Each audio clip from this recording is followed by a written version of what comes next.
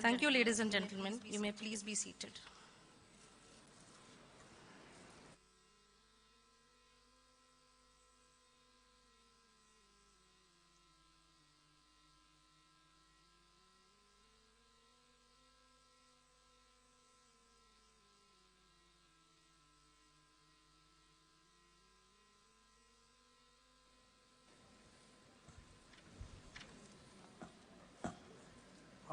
Honorable President, sir, may I request you to declare the convocation open?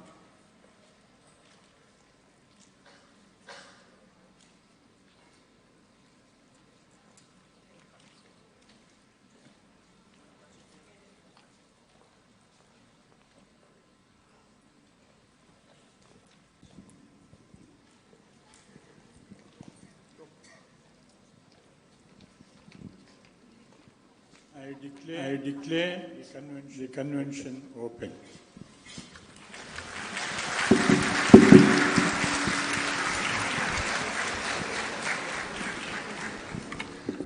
Shri Subbarao Duvuri, Honorable Chief Guest, Shri K. Madhavrao, President IPE, Mrs. Mahapara Ali, Member of the Board of Governors IPE, Professor S. Srinivas Murthy, Director IPE, dignitaries, distinguished invitees, members of the faculty and staff, correspondents from press and media, parents, students, ladies and gentlemen, a very good evening. May I now request Dr. P. Geeta to welcome our Honorable Chief Guest with a bouquet.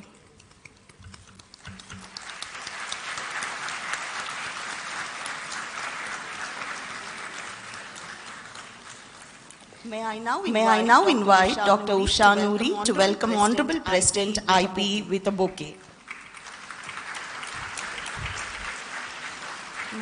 May I now invite Dr. Sinju Sarkar to welcome esteemed board member Mrs. Mahapara Ali with a bouquet.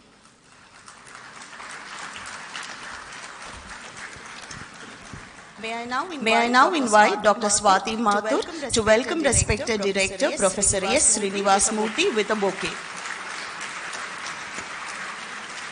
May I now invite Dr. P. Kalyani to welcome our dear Professor M.L.N. Rao with a bouquet.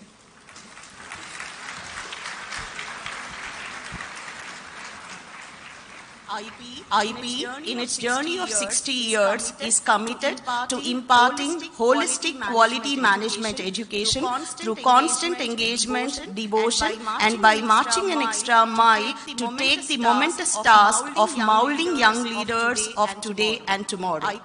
IPE has always endeared to impart virtues to its students that are important and indispensable to their holistic development. Today we gather to celebrate the milestone in a student's academic life, the much-awaited Convocation 2024 for the qualified professionals from IPE class of 2023.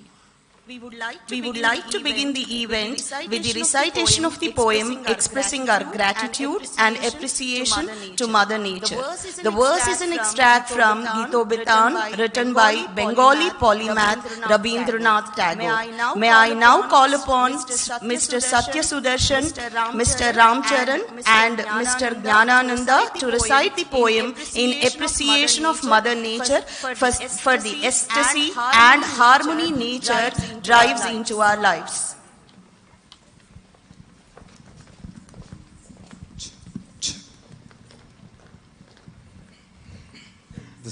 The sky, adorned with stars and sun. The world full of so many lives. Within this glorious vast expanse. Here I am, with the place to be and the role to play. Along with the eternal flow of the time, the way this world sways through high and low tide. I feel the very same rhythm in the flow of blood in my veins.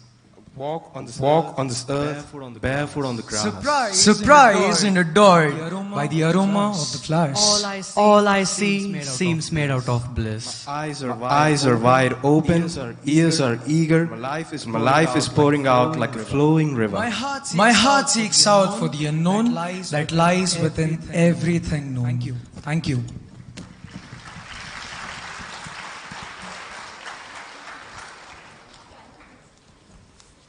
Thank you, Mr. Satya Sudarshan, Mr. Ramcharan and Mr. Jnanananda.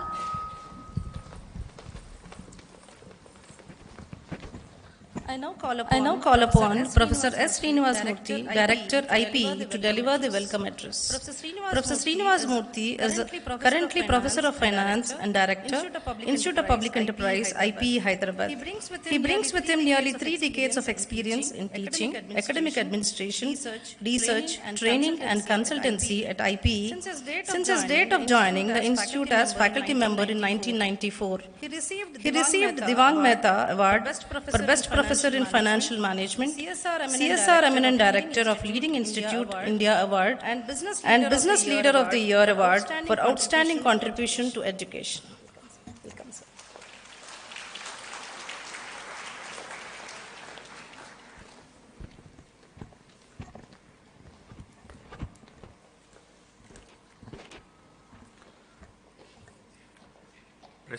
Respected Chief Guest, Dr. Duvur Subbarao Garu, former Governor, Reserve Bank of India, Honorable President, K. Madharao Garu, Honorable Member BOG, Madam Mahaparali Garu, distinguished invitees, faculty, students, staff and media. It gives me immense pleasure and welcome you all to the Convocation 2024. We are blessed to have Dr. Subbarao Garu, an scholar and a legend in banking and finance sector, to deliver the convocation address.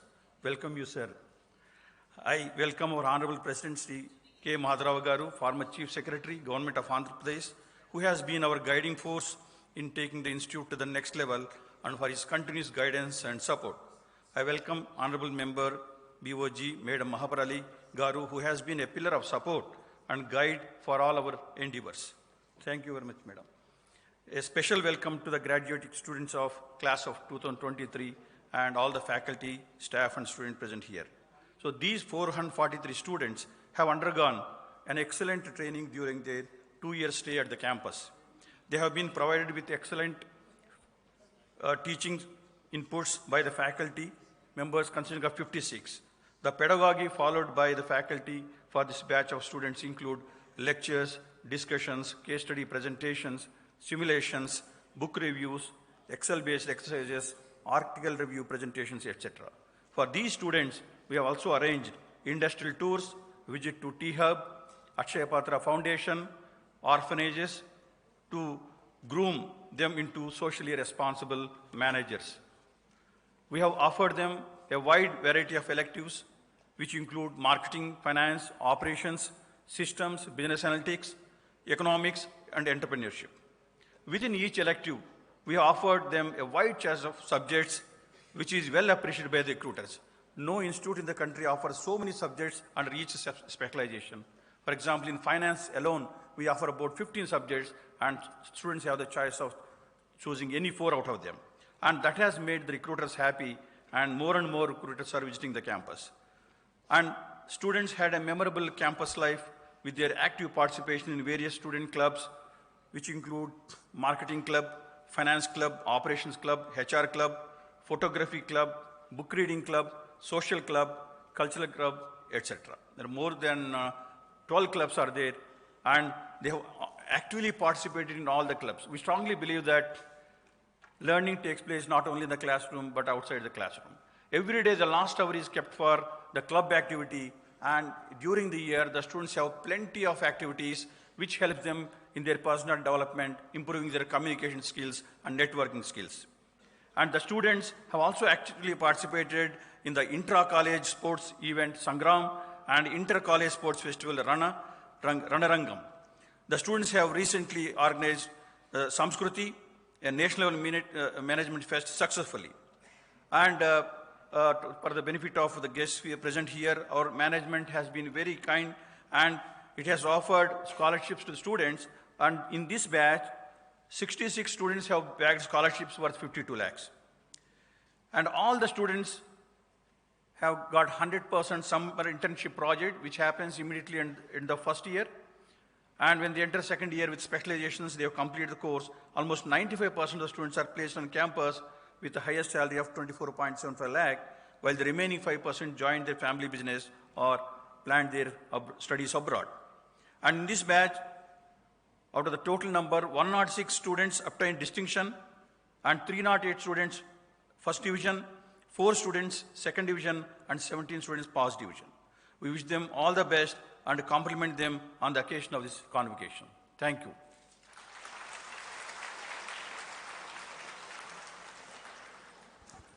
Thank you, sir, for the wonderful welcome address. May I invite Shri K. Madhav Rao, President, Board of Governors, IP, to the podium for presidential address. Shri K. Madhav Rao, President, Board of Governors and Chairman, Executive Committee of the Institute of Public Enterprise, joined the Indian Administrative Services in 1962. He was the Chief Secretary, Government of Andhra Pradesh from 1997 to 98. He was the State Election Commissioner, Government of Andhra Pradesh from 1999 to 2004. That's enough. That's enough. Thank you. I will take that time to present a video just about 4 minutes before I say a few words from my side.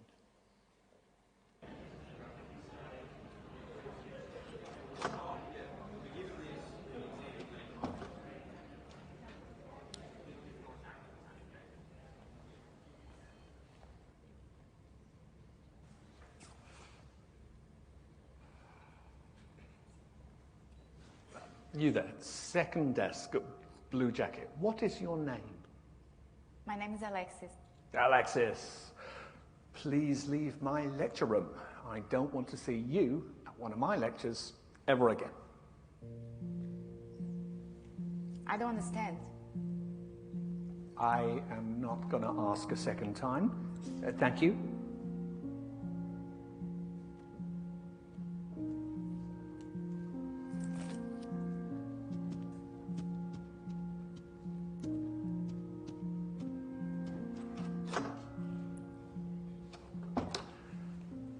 Why are there laws? What are laws for? Anyone? Social order? To protect the person's personal rights. So that you can rely on the government. Justice? Thank you. Tell me, was I unfair to your classmate just now? Indeed I was. So, why didn't any of you protest? Why didn't any of you try and stop me? Why didn't you want to prevent this injustice? You see, what you have just learnt, you wouldn't have understood in 1,000 hours of lectures unless you lived it. You didn't say anything because you weren't affected yourself. And this attitude speaks against you and against life. You think it doesn't concern you, so it's none of your business. Well, I'm here to say, if you don't help bring about justice, then one day you too may experience injustice, and there will be nobody there to stand before you. Truth and justice lives through us all, and we must fight for it. Because in life and work, I mean, we often live next to each other, but not with each other. We console ourselves that the problems of others are nothing to do with us, none of our business. And we go home glad at night that we're spared, but it's about standing up for each other. Every day an injustice happens in business, sport, or on the tram. Relying on someone else to take care of it is not good enough. It is our duty to be there for others, to speak up for others when they cannot. I am here to teach you the power of your voice. I want you to learn critical thinking to empower you to stand up for what is right, even if it means going against what everyone else is doing. Let's begin. So I'll begin now. Dr. Subbarao, Madam Ali, Professor Murthy garu, and students. Your parents have spent 8 lakhs plus a little more for keeping you here with us for 2 years. They expect you to do well in your career. Most of you have joined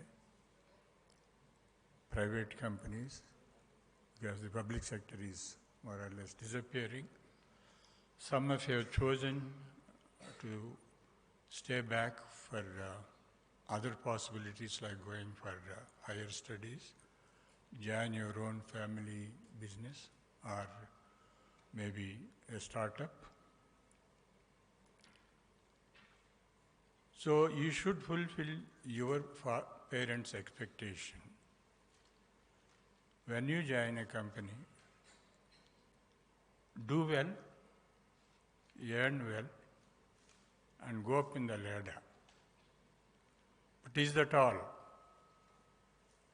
We have what's called a social responsibility. One of the aspects of that is standing up for your neighbor. That's the clip about. There are 3 ways of fulfilling this social responsibility. One is a model called the Ubuntu model. This is a model of Zimbabwe, where the parable is an anthropologist goes to a school, calls out 10 students, and makes them stand at a distance from a tree. And he places a box of sweets at the tree and says, whoever reaches first will get that basket. Then all the students, they hold each other's hands and run together. And they share the sweets among themselves. She asked them, why did you do it? The fastest would have got the entire basket. They said, what we have it for all.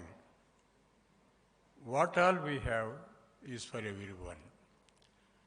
Now that is one way of fulfilling a social responsibility, one for all, standing together. The second is you become rich,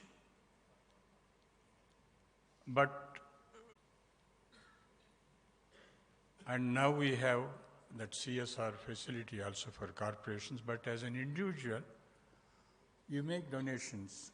We have Premji, and we have our Naya in India,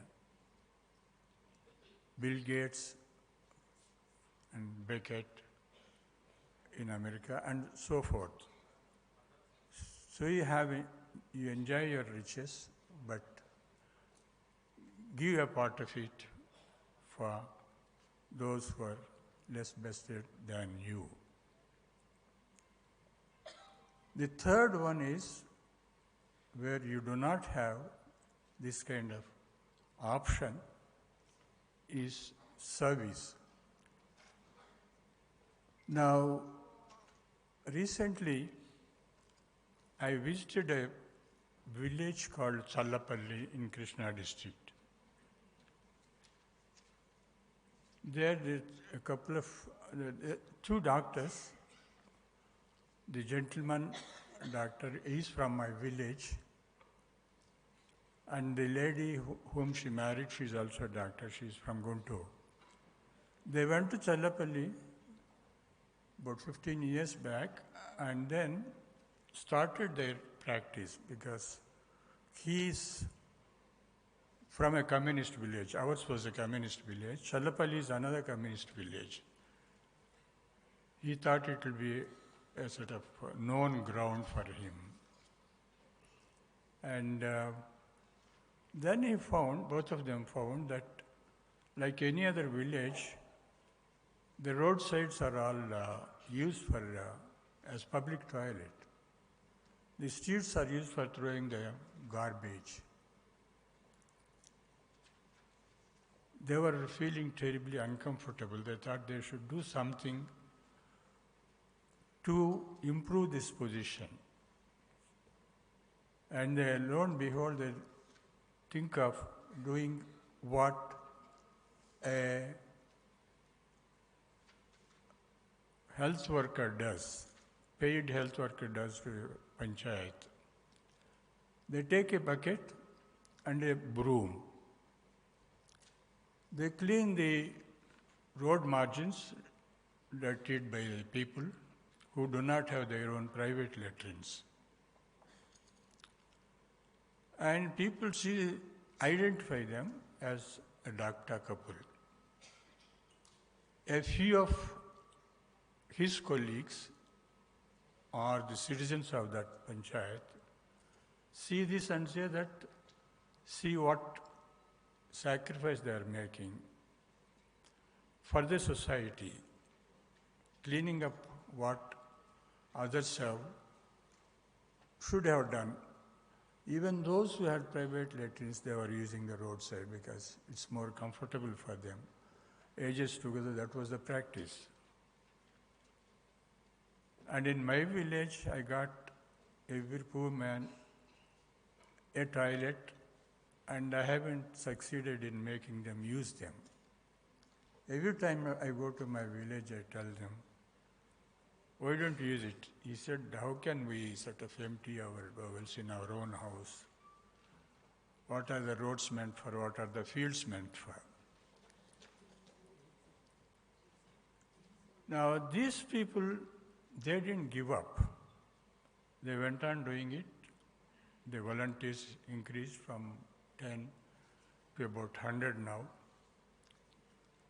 And when these volunteers were doing it, slowly people started saying, I think we should feel ashamed and then stop this.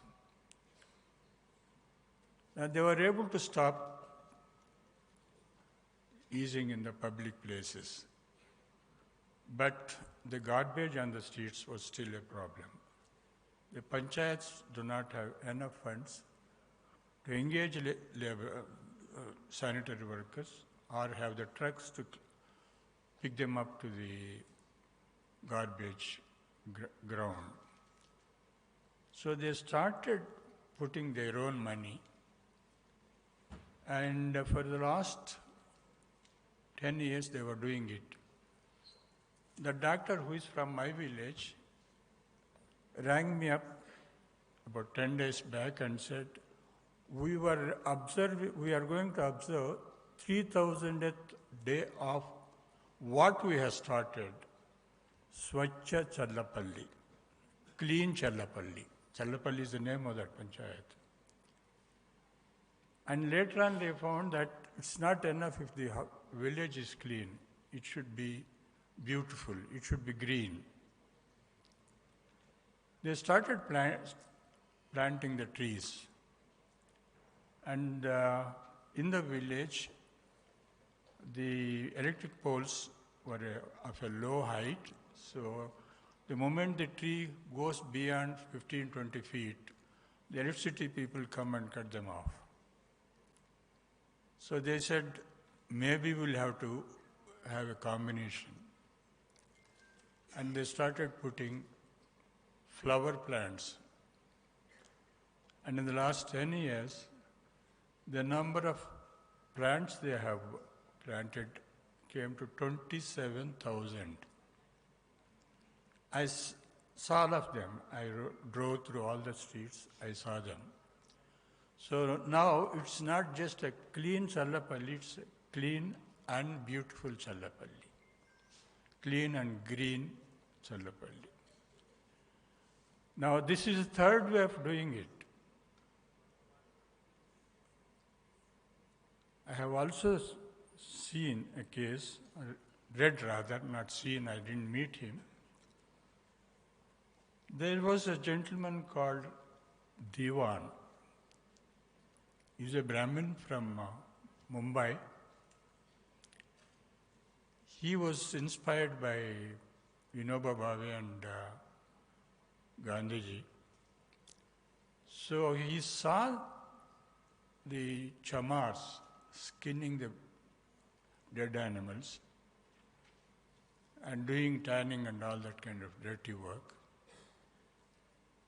Now, out of his devotion to the cause of serving the nation, like Vinoba Bhave or Gandhi, he moves out of Bombay to the native village of Vinoba Bhave, and he lives in the occupation of a chamar. Now, these are exceptions, 1 in a billion. But what is in your hands is to observe a little bit of social responsibility.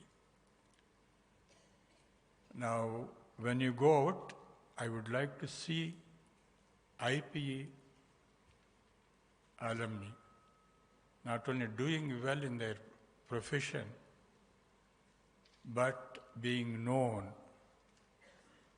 for a diwan, being known for the names of those two doctors are Dr. Prasad and Dr. Padma. So you may not go that far, but social responsibility, concern for the needy, and that should be my dream. If IPA students who pass out from here take care of those who are in need and share what they have, a bit of what they have. I'll close it with the dream of these two doctors from Challapalli. I asked them how much you spent of your own money. The panchayat needs 2.5 lakhs per month towards salaries and fuel charges. They are getting a donation of about 50,000 and they are minus by 2 lakhs. And they have been meeting that 2 lakhs for the last 10 years. So it is 9 years rather. First 1 year they didn't spend so much. 9 years, 360 days, 12 months multiplied by 2 lakhs. about 2.5 lakhs, 2.5 crores they have spent from their own money. They have 2 children, both of them settled in good job in TCS. And I said, what more do you want to do in this life of yours? What you have done is something miraculous. Nobody will believe, probably even if I say that I have seen it myself. But have you got something more in mind? He said, we will work as long as we are able to work. And when we pass off, our ambition is that our bank account should have a nil balance. This is Challapalli. This is charity. This is service. This is social responsibility. My dear IP alum, see how much of these best examples we can think of, if not practice, and practice a bit if possible. Thank you.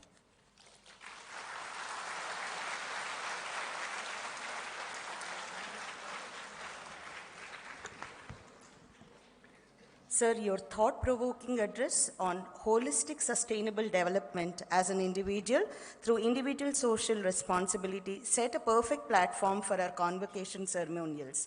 Thank you so very much, sir.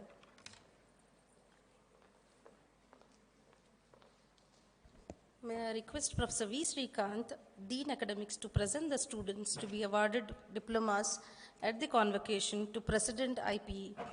Dr. V. Srikanth, Professor and Head School of Marketing and Dean Academics at IPE, has about two decades of research, teaching, training, and consultancy experience.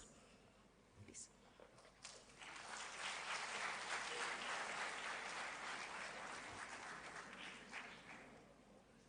Dear students, please rise.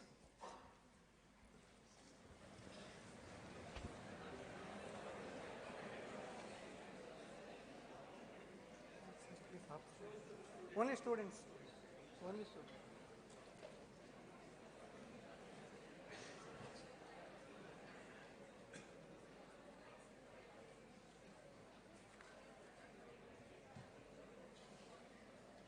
So, I present to you 443 students of class 2023 of the institute whose names are set out in the list and who have been examined and found qualified for the Postgraduate Diploma in Management, to which I pray that they may be admitted.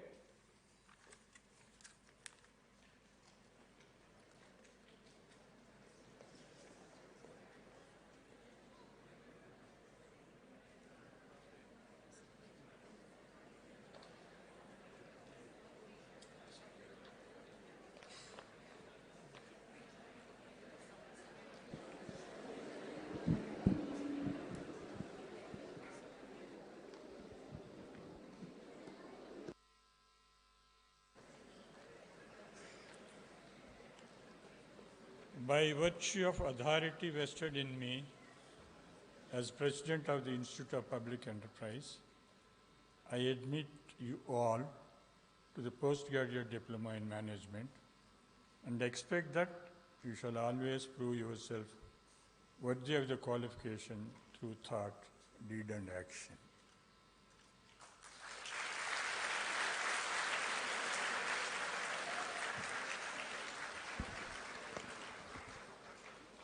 In the fond memory of late Ujjwal, his parents, relatives, and well-wishers instituted a gold medal at IPE to reward his... Please be seated.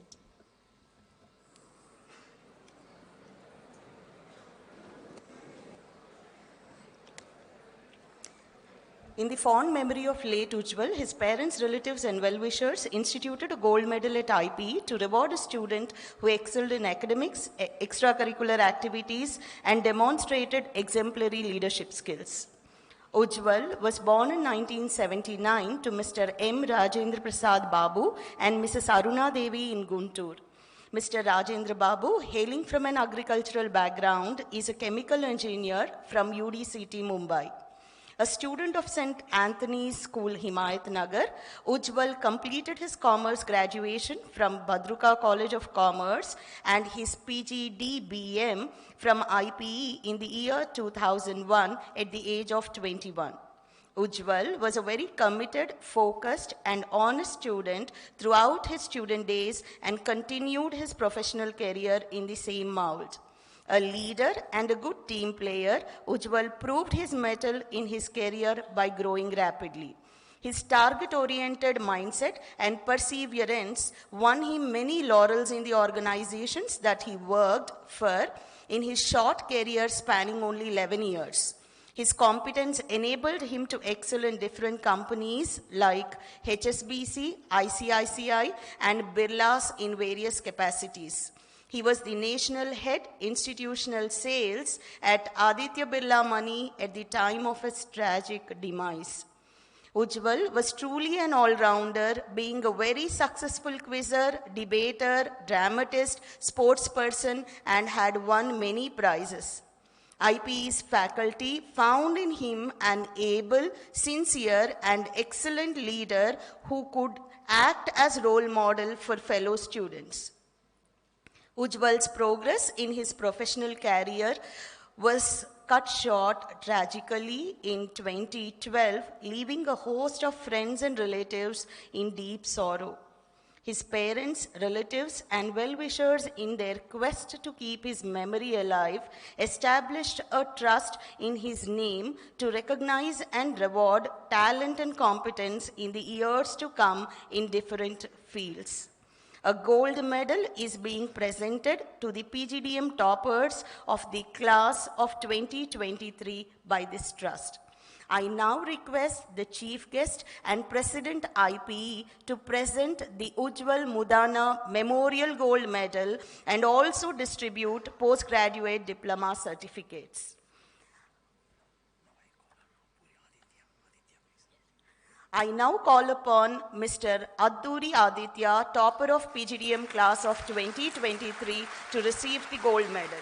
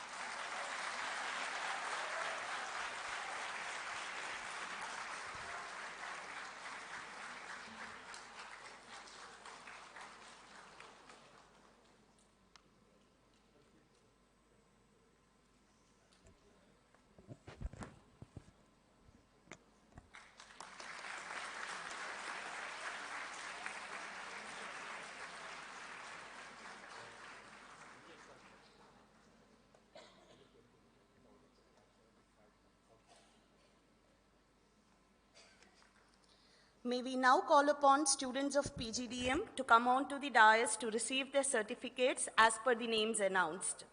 Mr. Abhinav Mishra,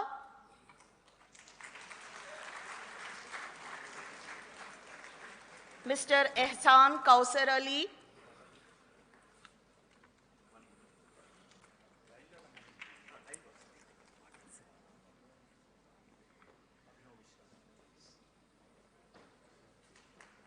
Mr. P. Anjani Venkat,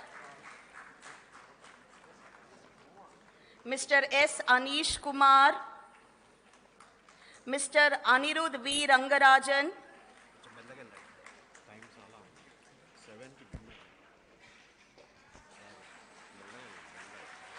Miss Anusha, Miss Anjum, Mr. Ashish, Miss Ahana, Miss Bhavya,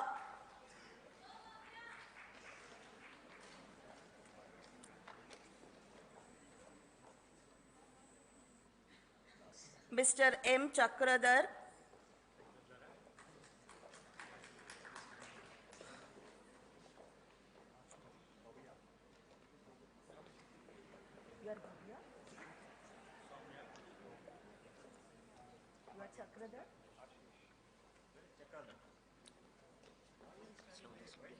Mr. Chakradhar,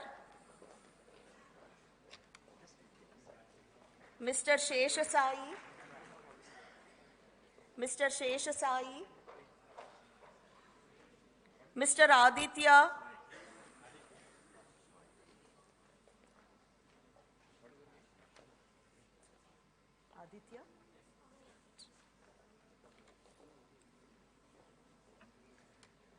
Miss Deepanvita,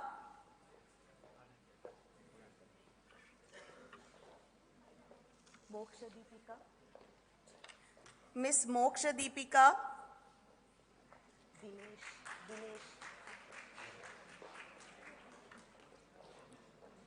Mr. Hanumant Rohit,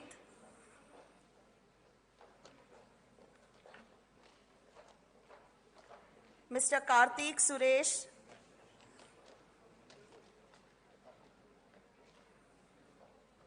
Miss Tulasi,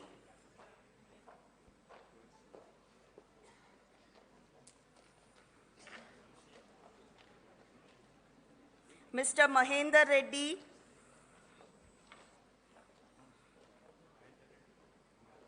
Miss Manaswini,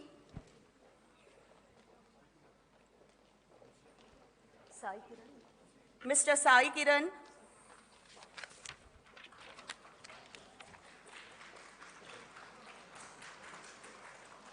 Miss Muskan Nasreen, Miss Neela Devi, Miss Sai Namrata,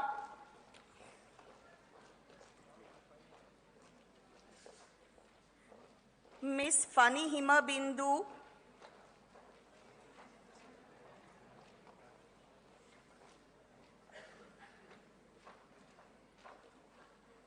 Miss Pranavi,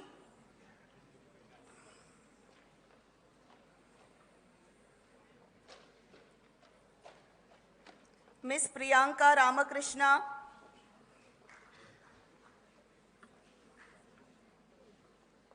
Mr. Rahul,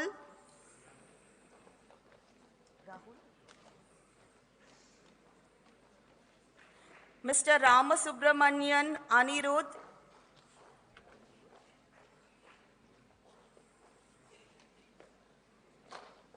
Miss Neeraja,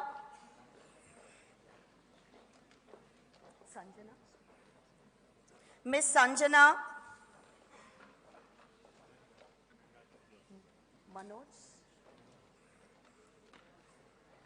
Mr. Sai Manoj Verma,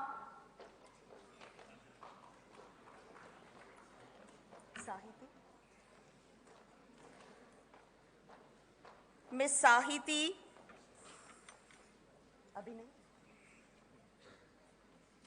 Miss Abhinay,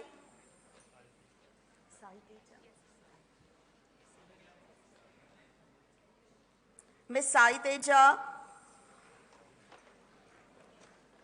Miss Sai Lokesh Gupta,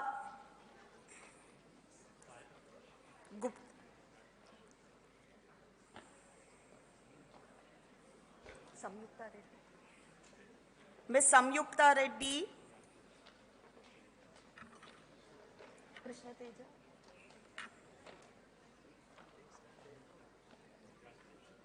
Mr. Krishna Teja,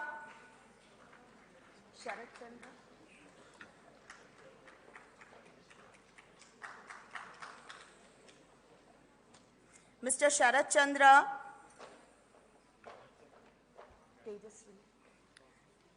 Miss Naga Tejaswini,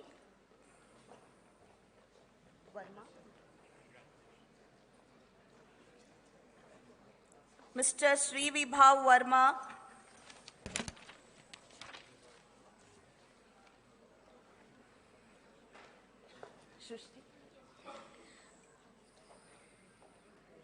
Miss Srushti,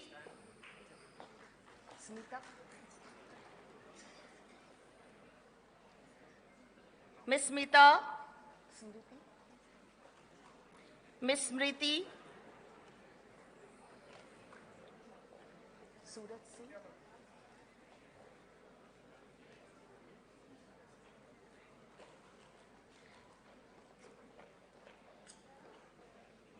Mr. Surat Singh, Sri Lalita, Miss Sri Lalita, Jenna, are you Jenna? Sudeshna, Miss Sudeshna, Ansar Ahmad, Mr. Ansar Ahmad, Tanish, Mr. Tanish Kulumba, Teja, Mr. Boga Teja, Vaishnavi,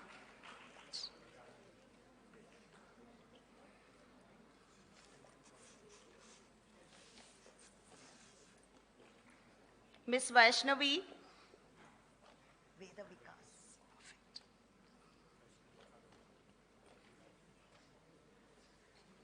Mr. Veda Vikas,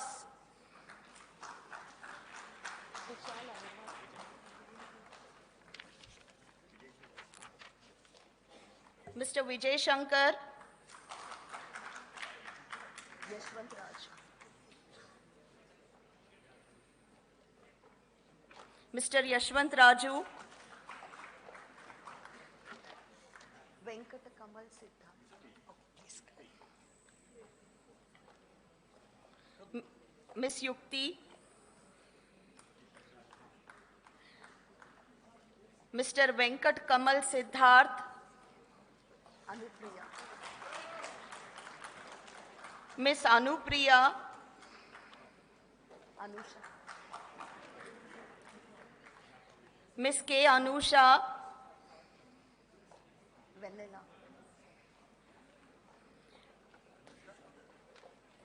Miss Vanilla, Ajay, Mr. Sai Ajay, Yashwant, Manideep, Mr. A. Manideep, Aishwarya. Who is Aishwarya?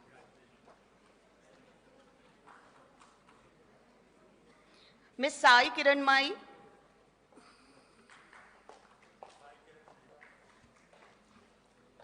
You are Aisha. Miss Aisha Samreen, Kautilya Reddy.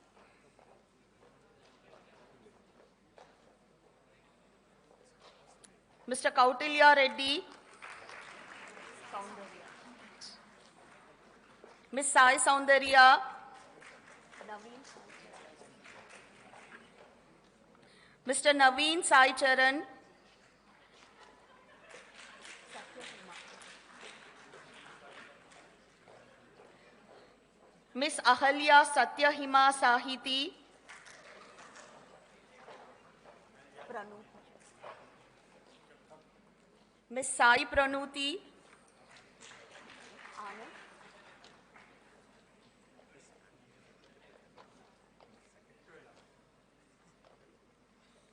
Mr. Anand, Sahit. Mr. Sahit Gaur, Anaga.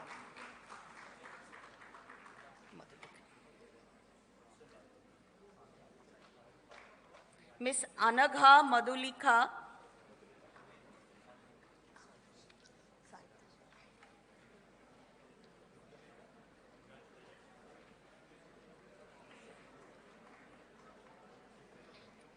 Mr. Anaga Sai Kashyap, Chaitanya. Mr. YSK Chaitanya, Akbar Rohit. Mr. Akbar Rohit, Sukanya. Miss Dasari Sukanya, Manasvidhar Reddy. Mr. Manasvidhar Reddy, Vishal Ravi. Miss Rushal Ravi, Ramakant.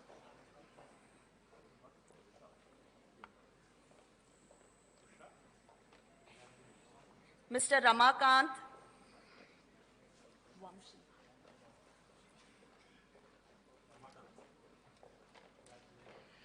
Mr. Vamshi Bhargav,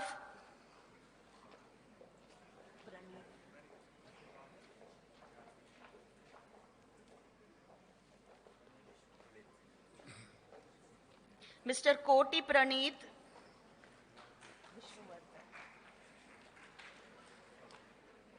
Mr. Vishnuvardhan,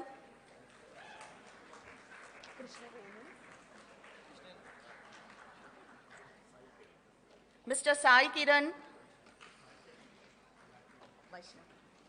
Miss Vaishnavi,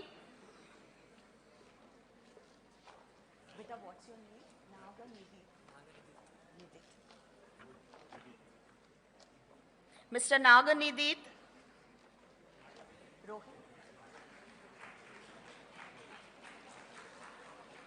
Mr. Rohit,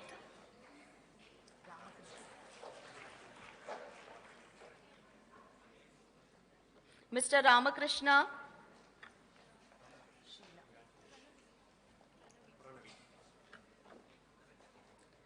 Miss Meher Pranavi,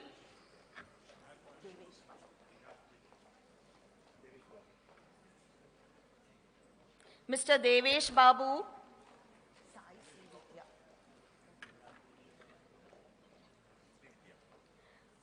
Miss Sai Sri Vidya,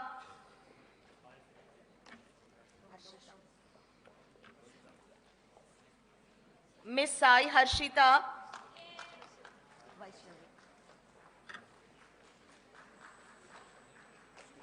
Miss Vaishnavi,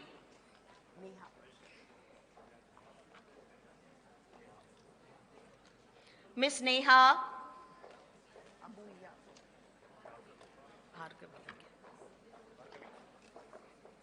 Miss Bhargavi,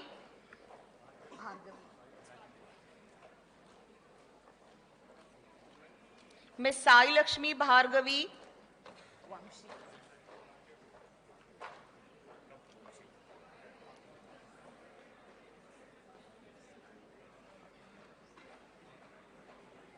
Mr. Vamshi,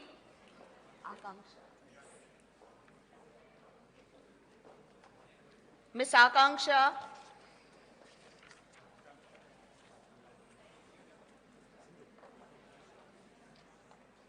Miss Sindhu Sri,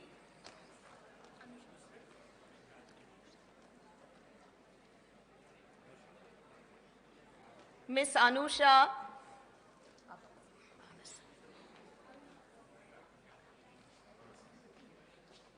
Miss Manasa,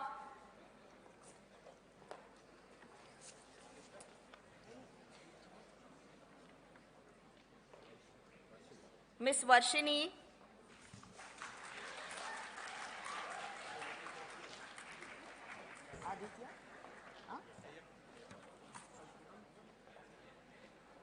Mr. Ayappa,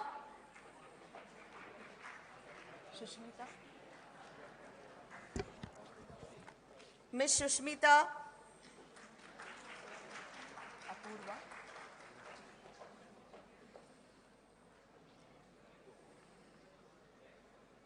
Miss Apurva,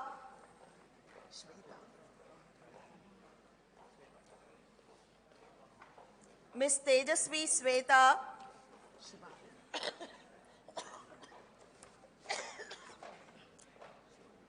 Miss Shivani,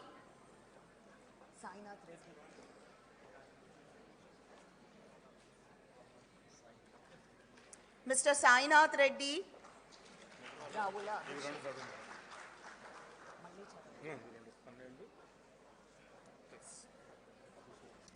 Mr. Rahula Abhishek,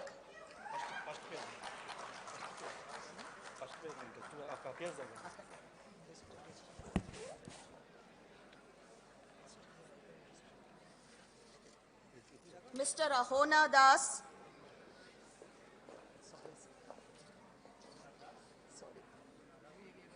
Miss Aishwarya,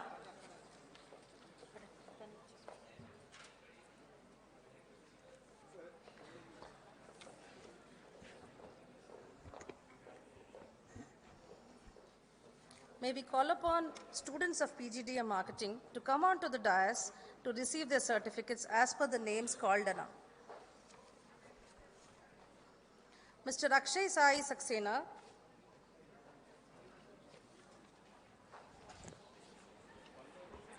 Mr. Anthony K. Joseph, Mr. Siddharth S., Ms. Durga Bhavani, Mr. Jayasai Reddy,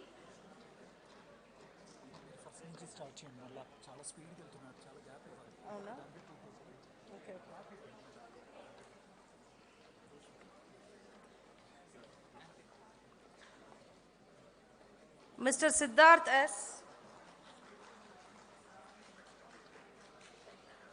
Ms. Durga Bhavani,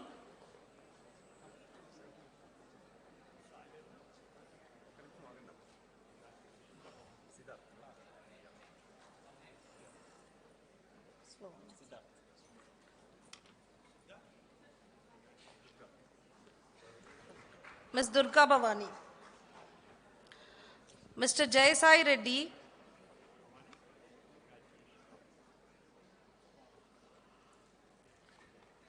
Mr. Kumar Aditya,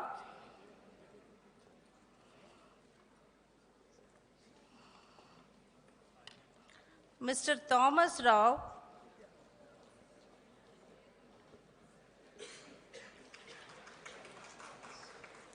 Mr. M. Mahesh,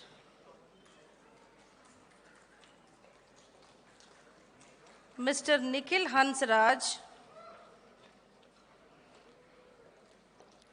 Mr. Venkat Rajesh Kumar, Mr. Bhavirisetti Rohan, Ms. Rishita Yadav,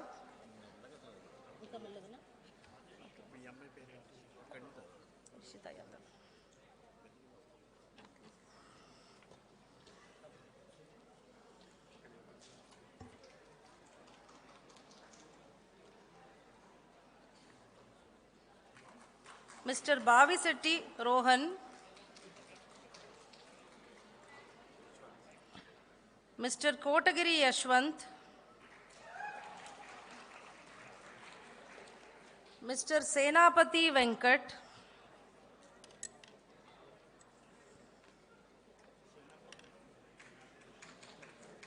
Mr. Shashank Konasamudram,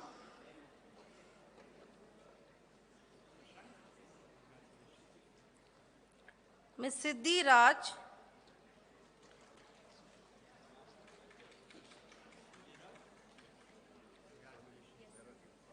Ms. Soni Kumari,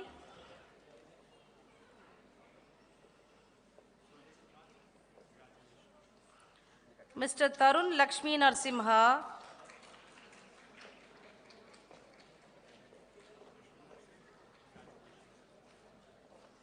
Mr. Venkata Subbaraju,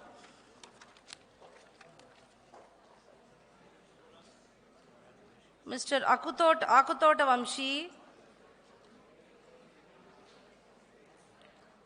Mr. Vinil Parsa,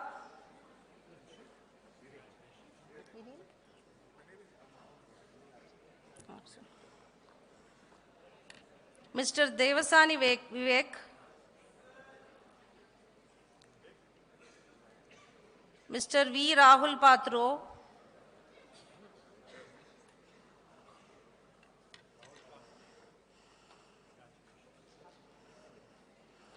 Ms. K. Sayon Ria,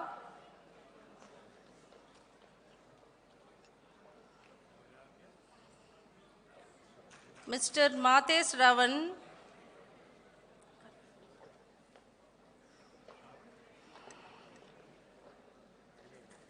Mr. Vinay Nair,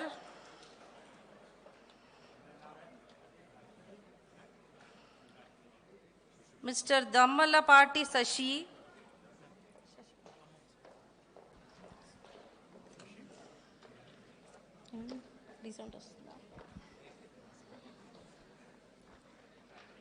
Ms. Ronda Pratika Reddy,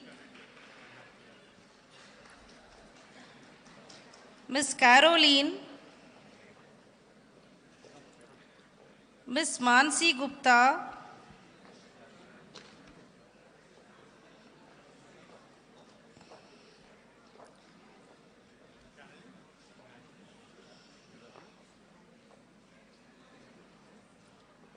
Mr. Bomena Aravind,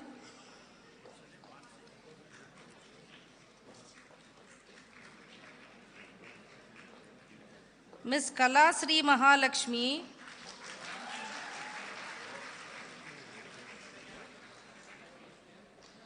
Miss Acha Nimisha,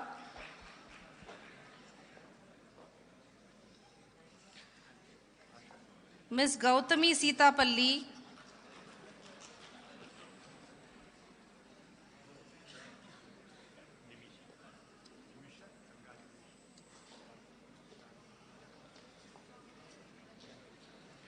Mr. Mahesh Aryan Tejawat,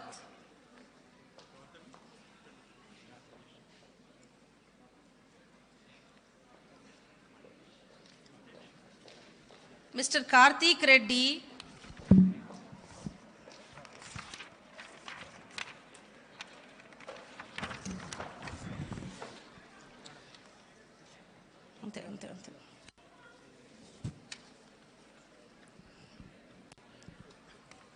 Now may we call upon students of PGDM International Business to come on to the dais. BIF. BIF. Sorry, students. May we call upon students of PGDM Banking and International BIF to come on to the dais to receive the certificates as per the names announced. Mr. Abhay Shankar KP,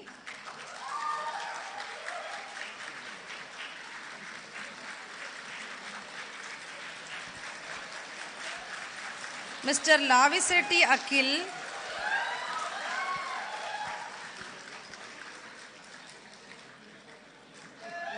Mr. Akhilesh Kumar,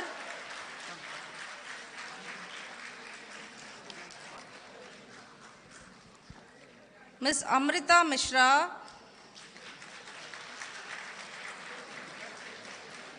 Mr. C.S. Anandu,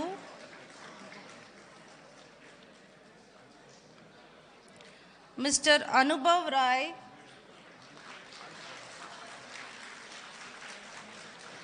Ms. Anusha Reddy, Mr. Gattu Aravind,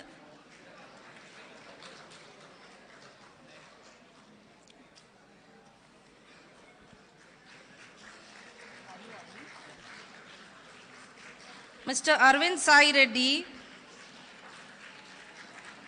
Ms. Satya Arpita,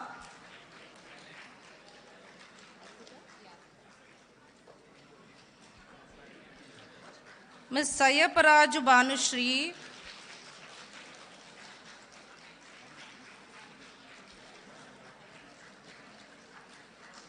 Ms. Kompella Chandana,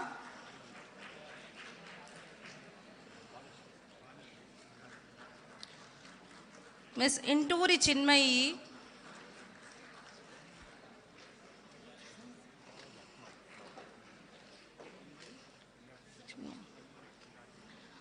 Mr. Tota Dinesh Reddy,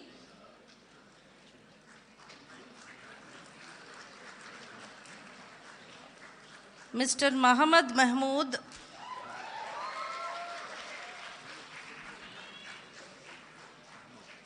Mr. Gaurav Kumar Gilda, Ms. Harsha Kapoor,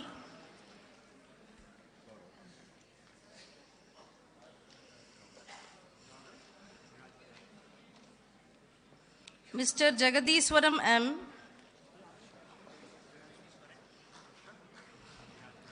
Ms. Solanki Jagruti, Mr. B. Kaushik, Ms. G. Kavya,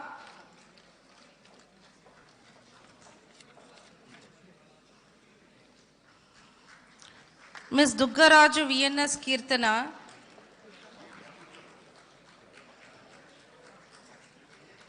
Ms. K. Kirtana Karthikeyan,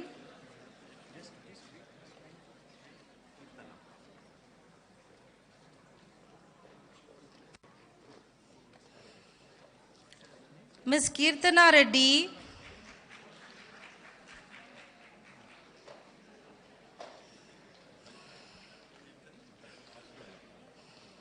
Ms. Venkata Krishna Tanvita,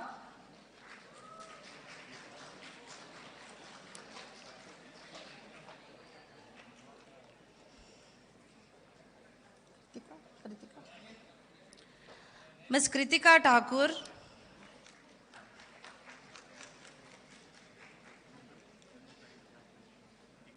Ms. Lahari,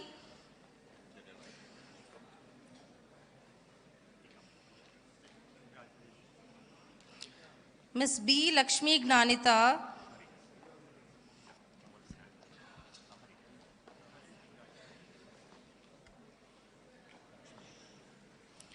Ms. Lalita Haripriya, Mr. Puram Madan Vamshi,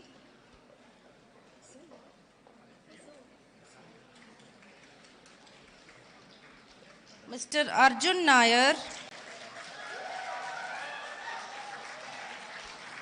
Ms. Gunda Madhurya,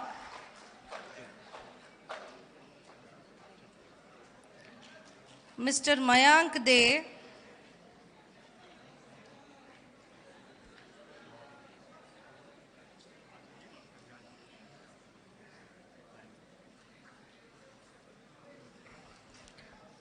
Mr. Mohammad Abid,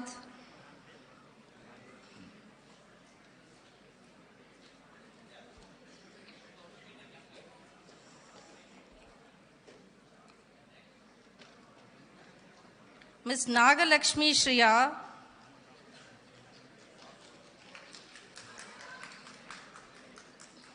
Ms. P. Nagavardhini,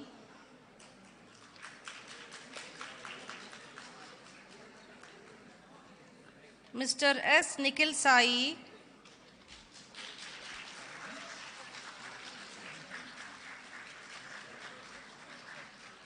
Mr. Niranjan Kumar,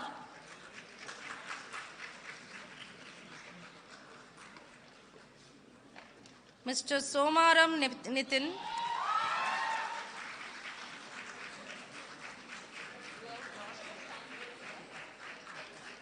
Mr. Mohammad Parvez Asif,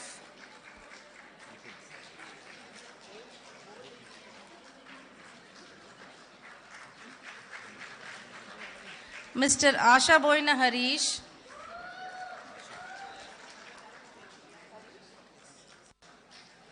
Ms. Rachakonda Padmavati Mrudula,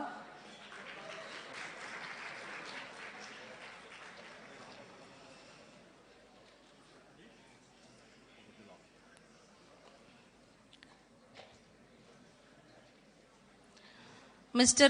Kistampeta Rahul Reddy,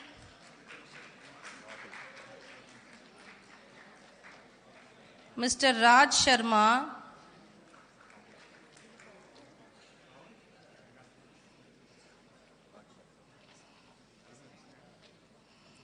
Mr. S.V. Ramateja,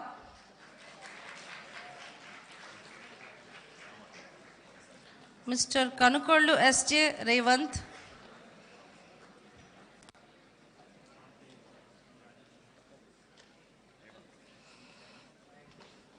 Ms. Molugu Rishita Reddy,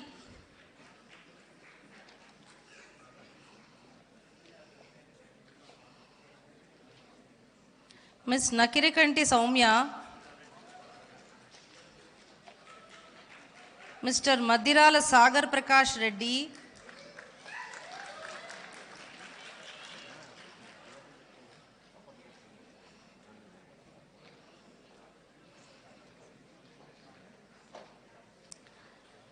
Mr. Sahil Paturkar,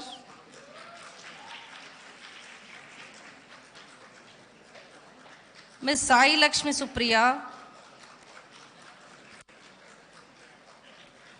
Ms. K.V. Sai Mohana Surabhi,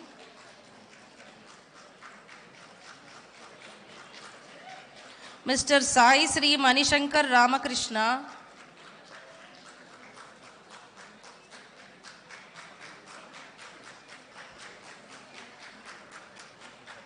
Ms. Nedunuri Sai Yashaswini,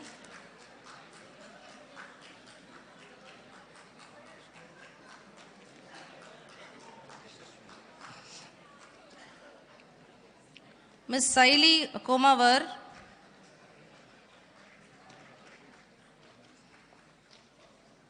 Mr. Samarth Joshi,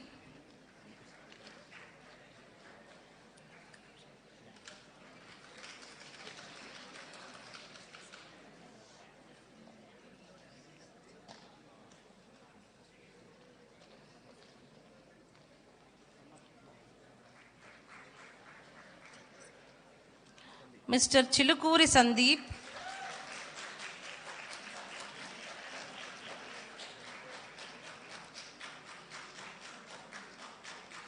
Ms. Netal Sankla,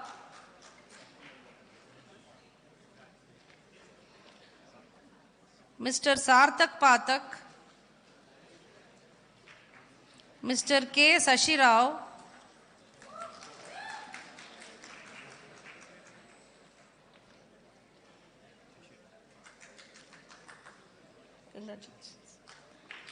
Ms. N. Saudamini,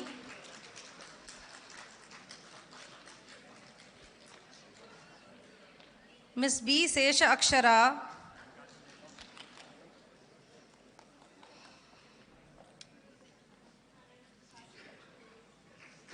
Mr. G. Shivarama Krishna Reddy,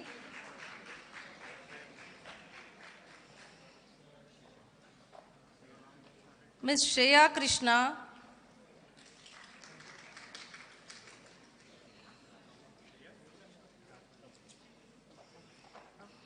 Ms. P. Sneha Priya,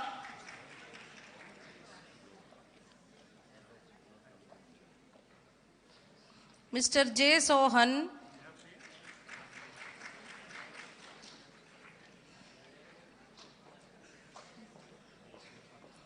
Ms. Ravya Gajam, Ms. Gollapudi Sri Soumya,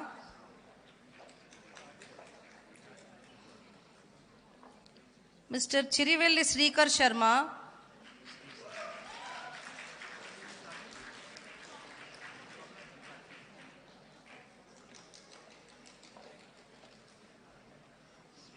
Ms. Kalpavalli Guru Saranya,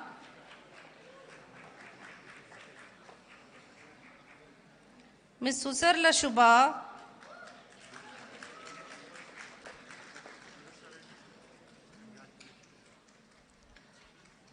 Mr. Sudarshan Babu,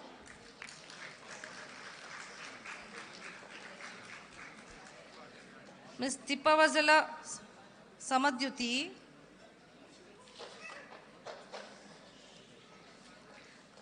Mr. K. Suraj,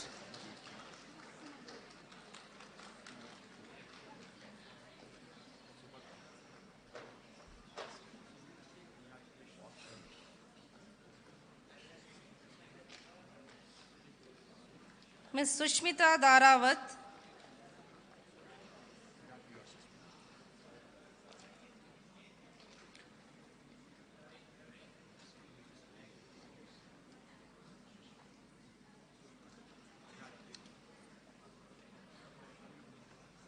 Ms. Tannu Baberwal,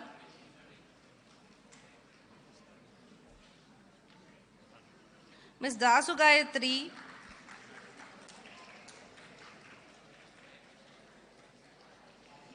Mr. Nagavalli Vamshi,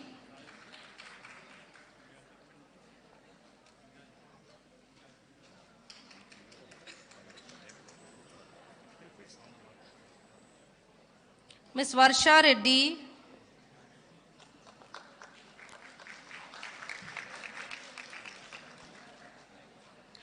Ms. Venkata Sai Lakshmi Manogna, Mr. Vishnuvardhan Sharma,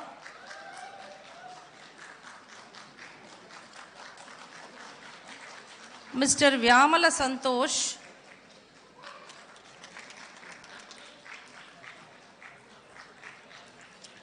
Mr. Sivayashwant Reddy,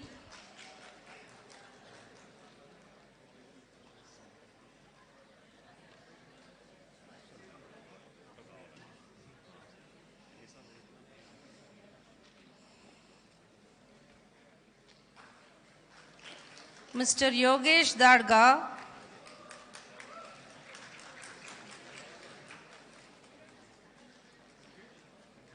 Ms. Zunaira Tahreem, Ms. Karaboina Tejasvi, Ms. Sai Srivani, Mr. Srinivas Nikhil,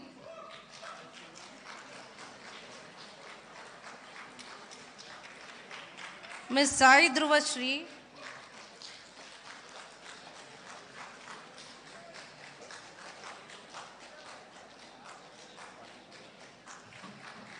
Mr. Yerram Sai Kiran,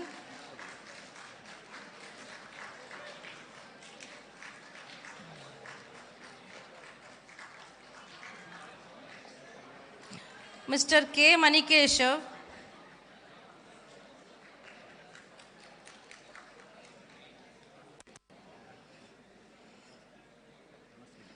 Ms. S. Manaswini,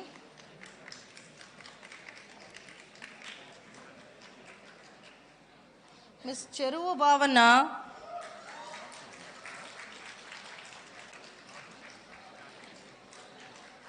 Mr. Katukuri Naveen,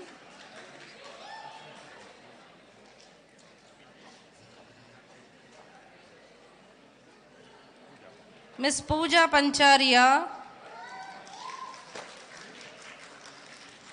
Ms. Sheikh Muskan,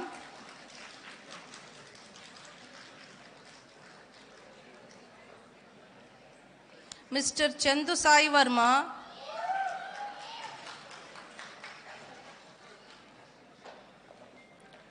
Mr. Vineet Krishna,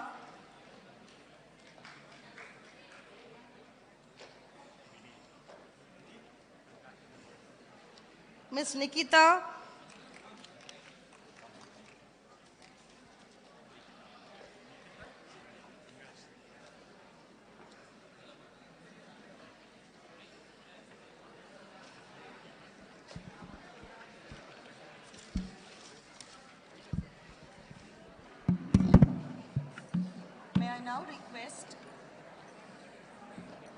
May I now request International Business to come forward to pick up the certificates. Mr. Aditya, Ms. Aishwarya,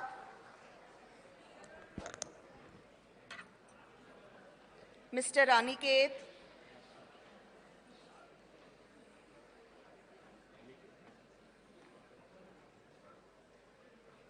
Ms. Sai Priya,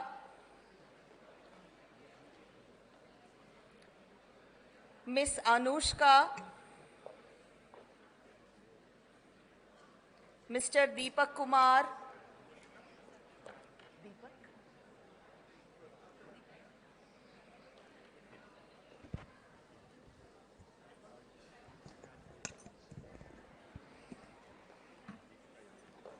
Ms. Deepika,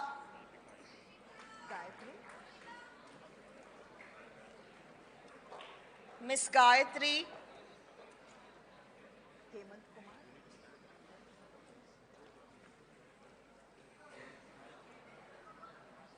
Mr. Hemant Kumar,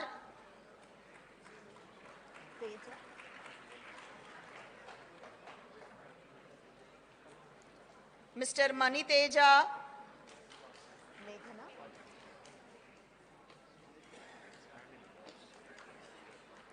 Ms. Meghana,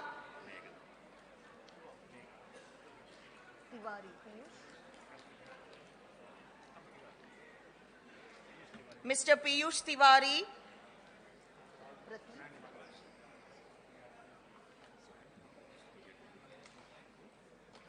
Mr. Shiva Pratik,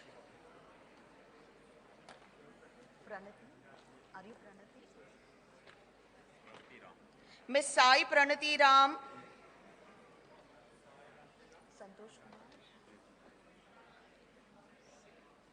Mr. Santosh Kumar,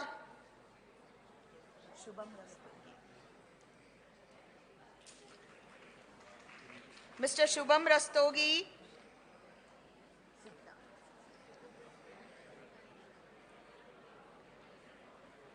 Mr. Siddhant Singh,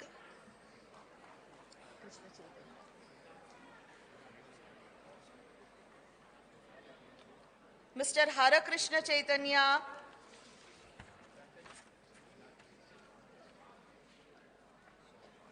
Mr. Sumant Raj,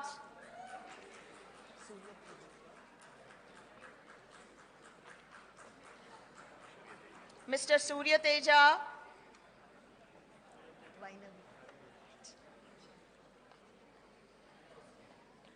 Miss Vainavi Ji,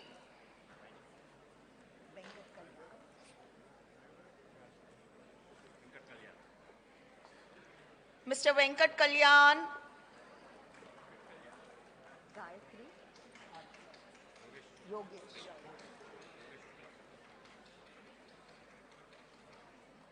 Mr. Yogesh Shukla,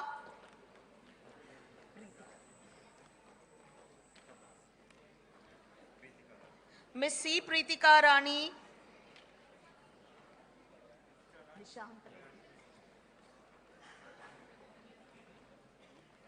Mr. Nishant Reddy,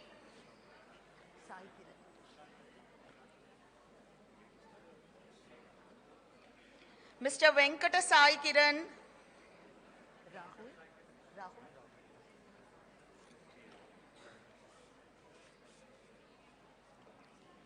Mr. G. Rahul,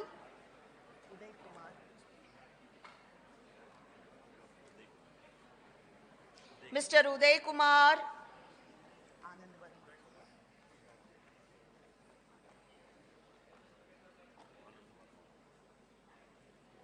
Mr. Anand Verma,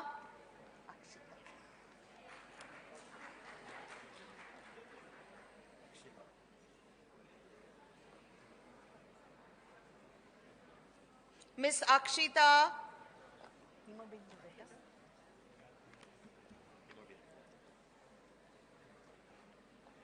Miss Himabindu,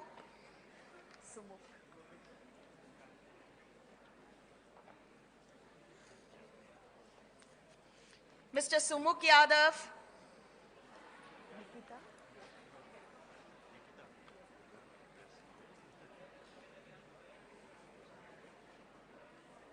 Miss Nikita,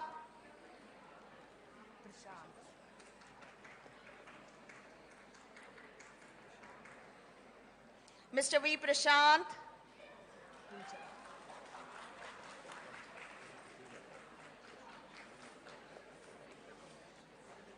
Miss Pooja,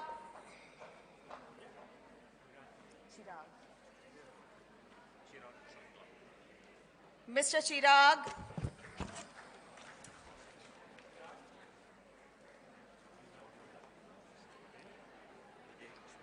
Miss Vijay Lakshmi,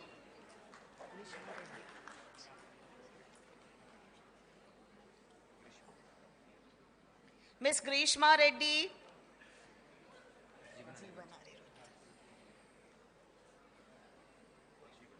Mr. Jeevan Anirudh,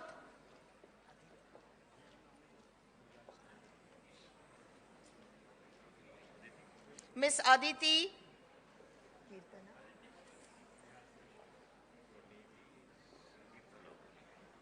Miss Kirtana,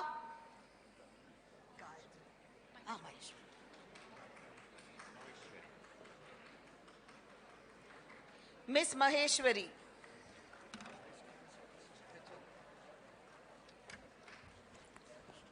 May we call upon students of PGDM, HRM to come onto the dais to receive the certificates. Miss Akanksha Munukulla,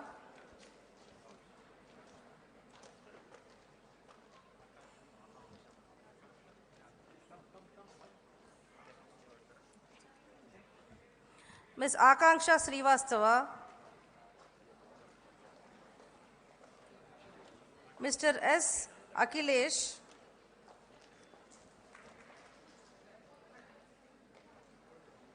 Mr. Amar Datta Reddy,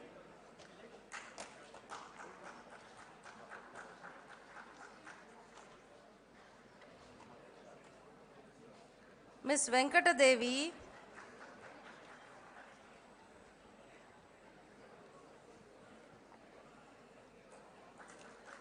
Miss Anne Elizabeth,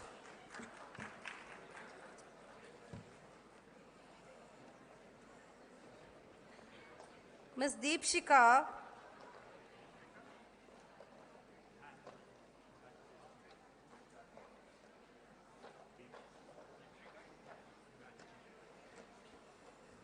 Miss Garima Sharma,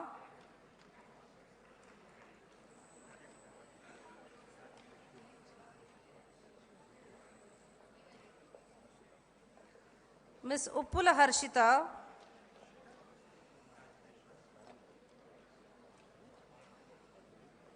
Miss Tanneeru Hema,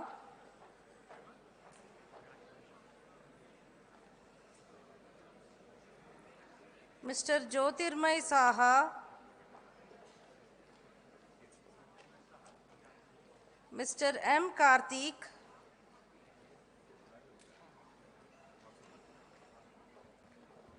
Miss Lakshmi Gayatri,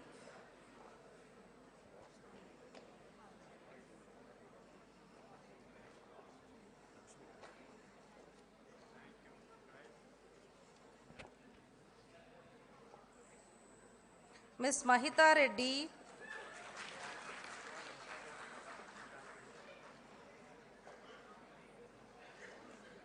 Miss Manasi Vinayak,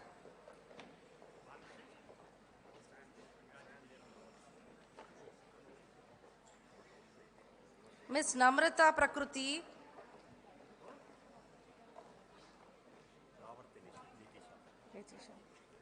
okay. Miss R. Nitisha,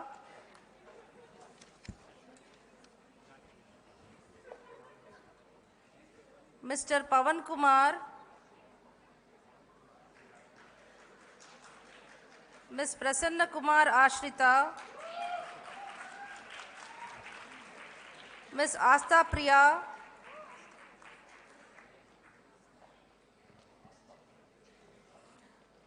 Miss Priyanka Sahu,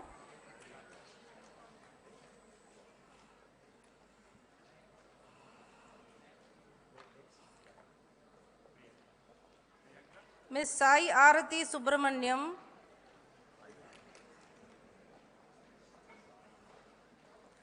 Miss Meghana,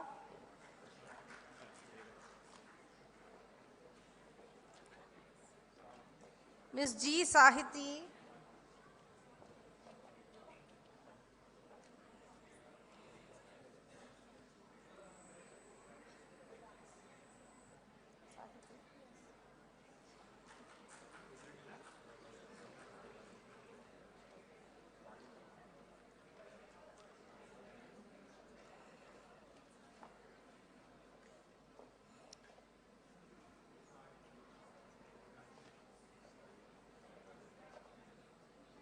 Miss Sai Sarvani,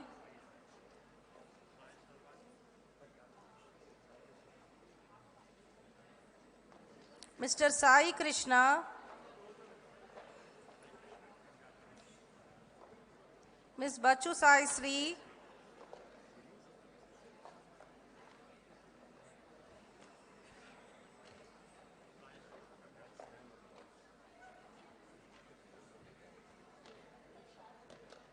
Miss Sita Lakshmi T,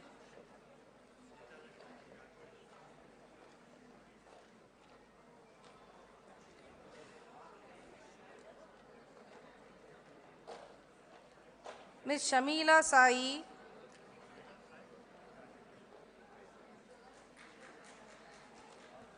Miss K. Shreya,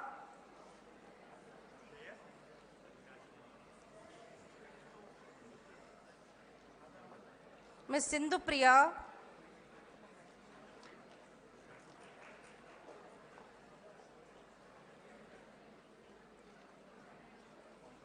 Miss Aarti Parmesh Kumar,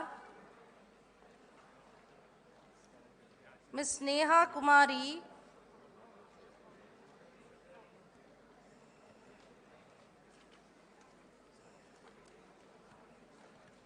Miss Pandana Kalluri,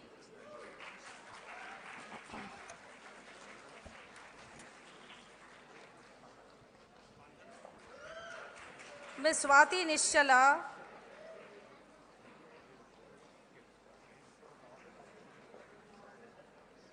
Ms. Vaishnavi S. Pai,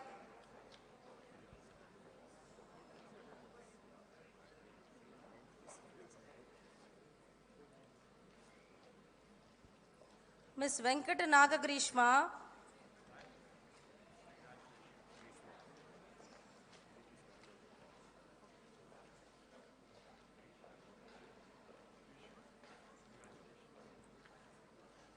Ms. Vijaya Maunika,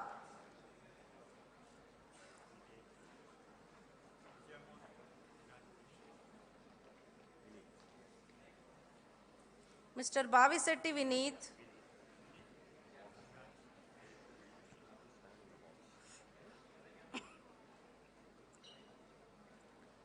Ms. Mankala Vaishnavi,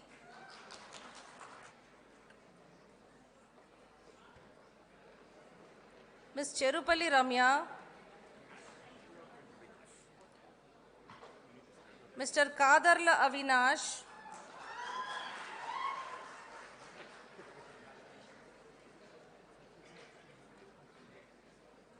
Mr. Sri Ramateja,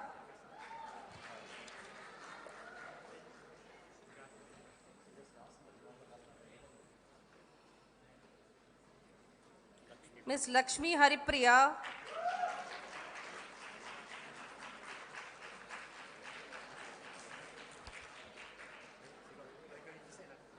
Mr. Nitin Sri Krishna,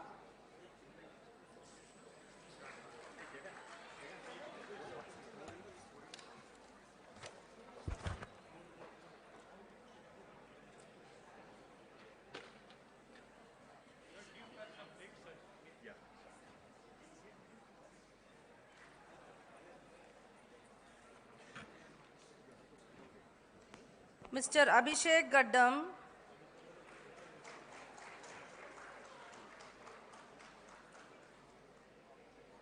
Ms. Kushal Agarwal,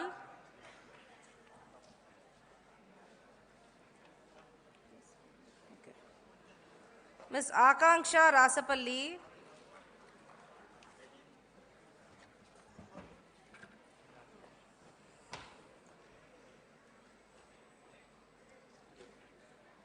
this concludes the awarding of certificates for the postgraduates. IPE congratulates you on receiving the PGDM diploma.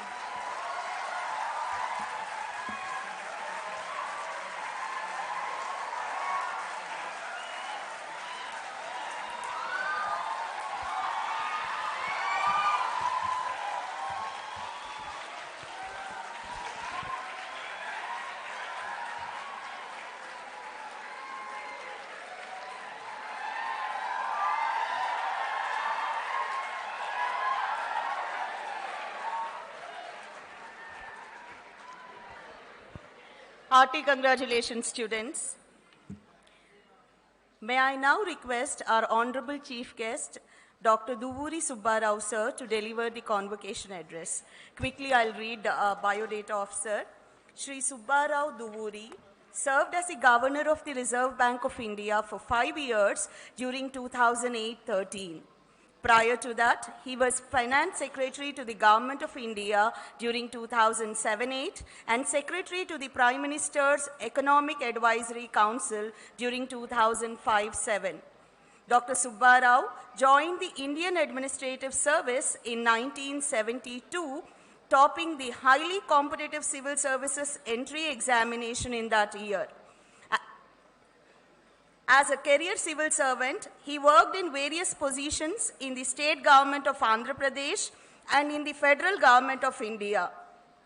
He was a lead economist in the World Bank during 1999-2004. Dr. Subbarao studied physics at the Indian Institute of Technology, Kharagpur, and later at the Indian Institute of Technology, Kanpur in 1972.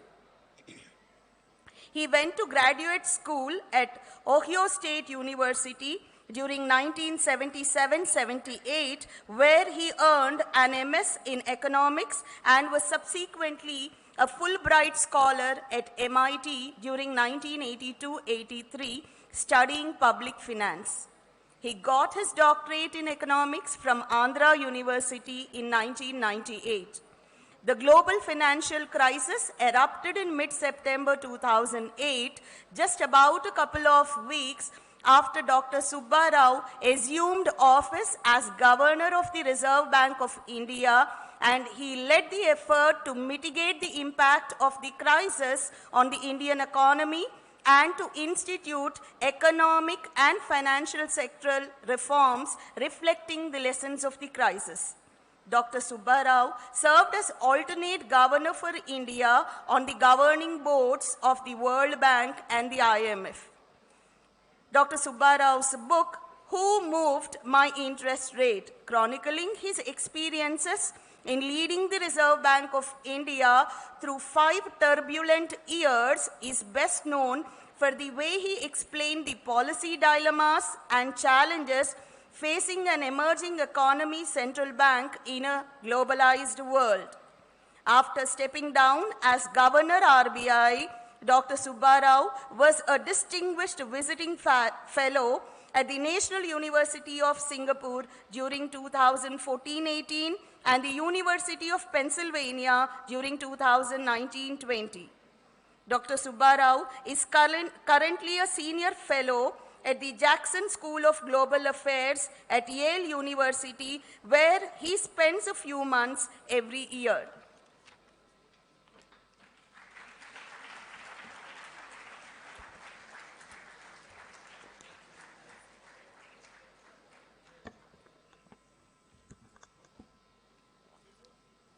President of the IPE Board, Sri Madhav Garu, Director IPE, Professor Srinivas Murthy, Member of the Board, Mahapara Ali Garu, Professor M.L.N. Rao, staff, faculty, students, and most importantly, graduates of IPE.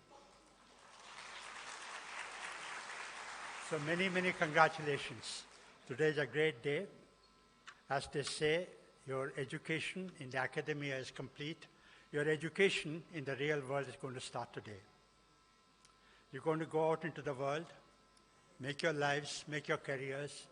In the process, make yourselves proud, your families proud, your institution, the IPE, proud, and the country proud. I know what you're all thinking just now. You're all thinking, what's this guy going to tell us? You know, he served in the IAS, he was governor, RBI, he was finance secretary. But what's great about him? Is there something about him? Is there something that's going to tell us that's going to stick in our mind? In other words, you're all making a first impression of me. I want to tell you a little story about making a first impression. I went for the IAS interview 50 years ago, much before you were born, probably much before your parents were born. So my interview was in the first week of March in UPSC in Delhi. First interview of the day at 9 o'clock in the morning. I was in IIT Kanpur at that time. I took an overnight train from Kanpur to Delhi, arrived in Delhi at about 5 o'clock. I went to my friend's place, showered, changed, pressed my suit, wore it. My friend's mother gave me breakfast, and I was ready by 8 o'clock. So normally I would have taken a bus to UPSC, but my father, who was working in Eluru here, he kept writing me letters, no, you must take a taxi. Because he was concerned that the previous day was holy and somebody would throw colors and all that. So for the first time in my life, I wore a suit, I sat in a taxi, and went to UPSC. I arrived there by 8:45 in the morning. By about 9:05 or 9:10, I was in front of the interview board. So the chairman asked me, so are you still at IIT Kanpur? Yes, sir. When did you come to Delhi? I came this morning, sir, by an overnight train. Then he looked at one of the members, asking him to interview me. Then that member said, do you read newspapers, Mr. Subba Rao? I said, yes, sir, I do. Which newspaper do you read? The Statesman, sir. Do you read today's newspaper? I was flustered. I hadn't seen that morning's newspaper. As you know, imagine Delhi, 9 o'clock in the morning, this was March. Delhi at that time used to be damp, cold, dark at 9 o'clock in the morning. I hadn't seen that morning's paper. I was flustered when he asked me that. But the chairman came to my rescue and said, have you seen today's paper? Where do you ask him? He was preparing for the interview. He just arrived this morning by train. You don't expect him to see today's paper. Then he said, okay, did you see yesterday's newspaper? Yes, sir. So tell me, what was the picture on the front page of the Statesman yesterday?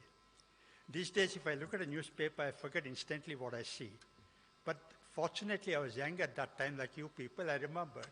So I said, sir, it's a picture of Muslims celebrating Muharram. The previous day was Muharram. Celebrating? Is Muharram a festival to celebrate?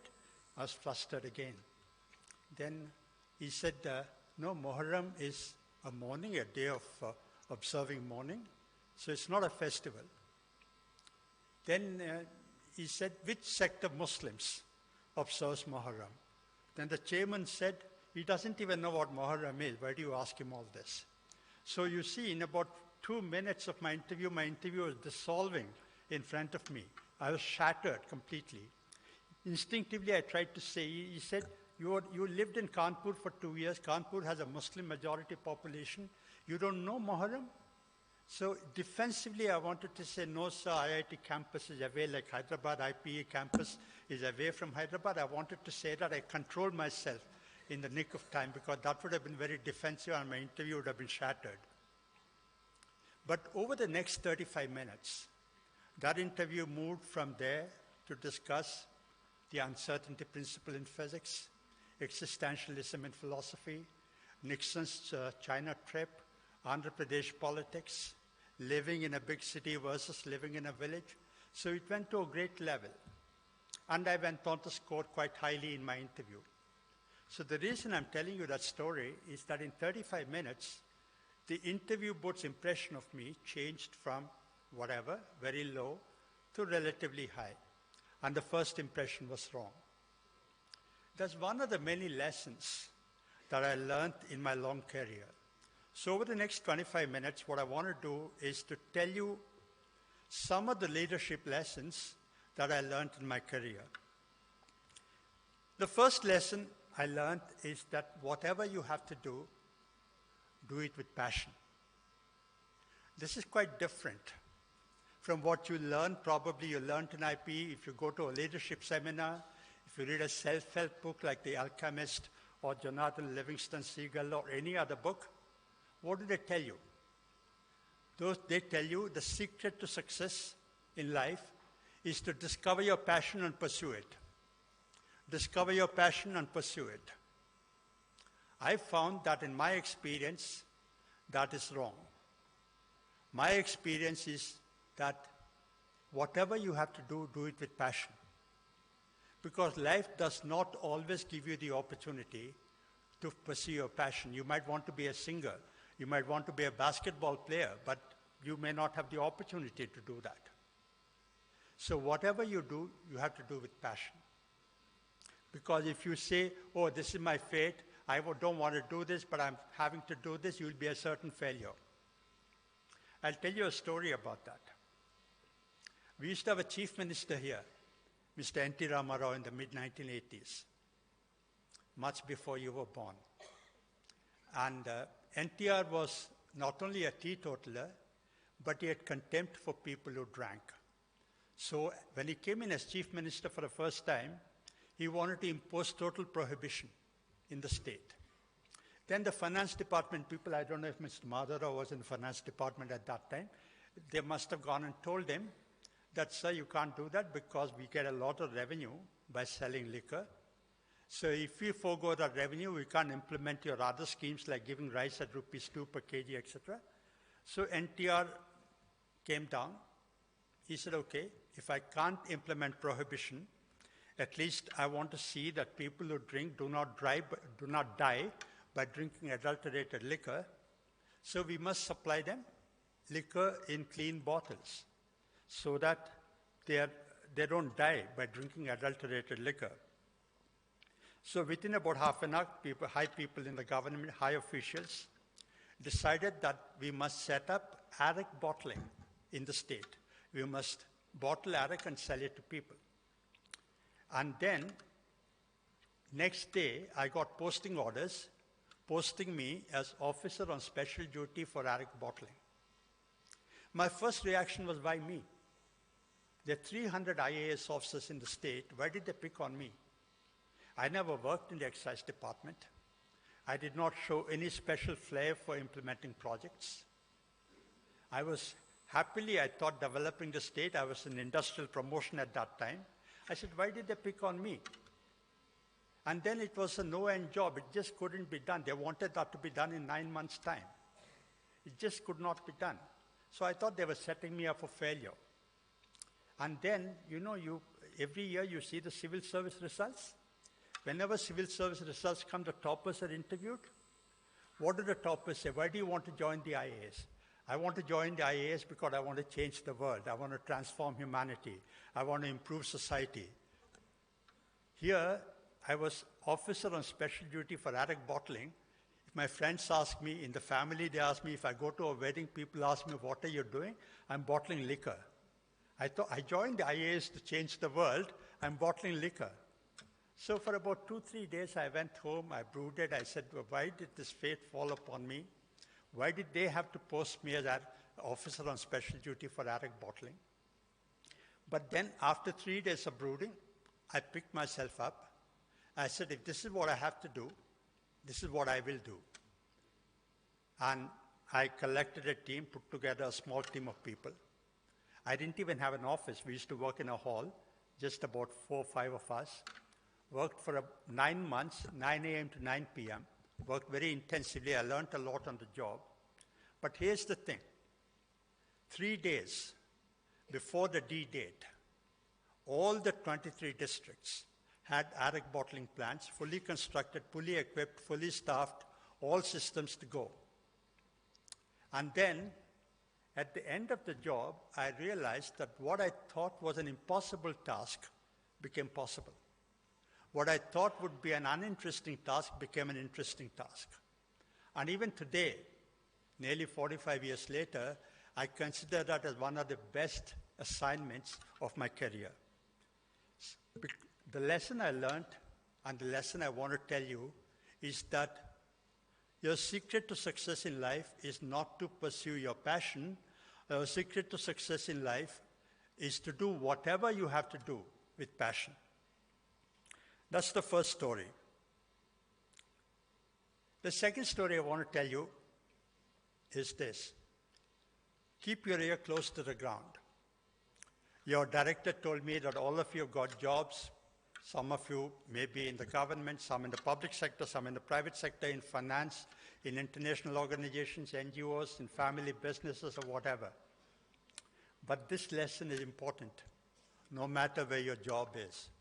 And that lesson is, keep your ear close to the ground. When I was appointed governor of Reserve Bank in 2008, I was in Delhi as finance secretary at that time. I went to call on Prime Minister Manmohan Singh to thank him for appointing me as the governor. I'd met the Prime Minister a number of times in small meetings, discussions, etc. He'd known me, but when I went to call on him for the first time, it was a one-on-one meeting. I went to meet him in his South Block office. The meeting was slotted for about 20 minutes. So he congratulated me, I thanked him, then we talked about the economy, we talked about the government, the RBI, we talked about living in Mumbai versus living in Delhi. We finished all that. I asked him, sir, do you have any advice to give me? Dr. Manmohan Singh himself was governor of RBI in the early 80s. So I said, sir, do you have any advice to give me? He's a very humble man. He just smiled at me and said, what advice do I give you? You've been in the IAS. You know the country better than I do. You've seen the villages. You've seen districts. You've seen states. So do whatever you think is the best for the country. I'm sure you'll do very well.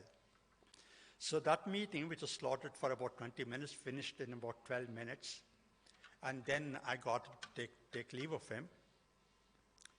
As I got up, he, courteous as he was, he walked around the table, and when I went to the door, he escorted me to the door, and when half opened the door, he put his hand on my shoulder, and he said, a short while ago, you asked for my advice. Now I thought about it. I want to give you some advice. He said, you've been in the real world so far. You're now going into the Reserve Bank. The Reserve Bank is a different institution. Once you go there, you will be so lost in numbers, in analysis, in credit growth, money supply, interest rate, inflation rate, capital flows, etc., that you will forget that there are real people behind you, behind those numbers. Whatever decision you make will impact millions of people in the country. So you have to keep your ear close to the ground. When I got that advice, like all of you, I said, okay, yeah, Prime Minister's giving advice. I didn't attach much significance to that. But as I was working in the Reserve Bank in the first 6 months itself, I realized the importance of that.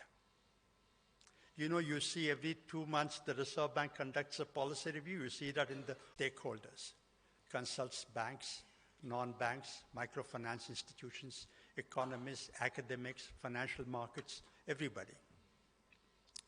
When this went on for about 2-3 rounds, I realized that we were not consulting the most important stakeholder group. The primary responsibility of the Reserve Bank is to maintain price stability, low and steady inflation. Who are the primary stakeholders in inflation? Poor people, ordinary people, people on the street. So the Reserve Bank was consulting everybody except the people most affected by its decision.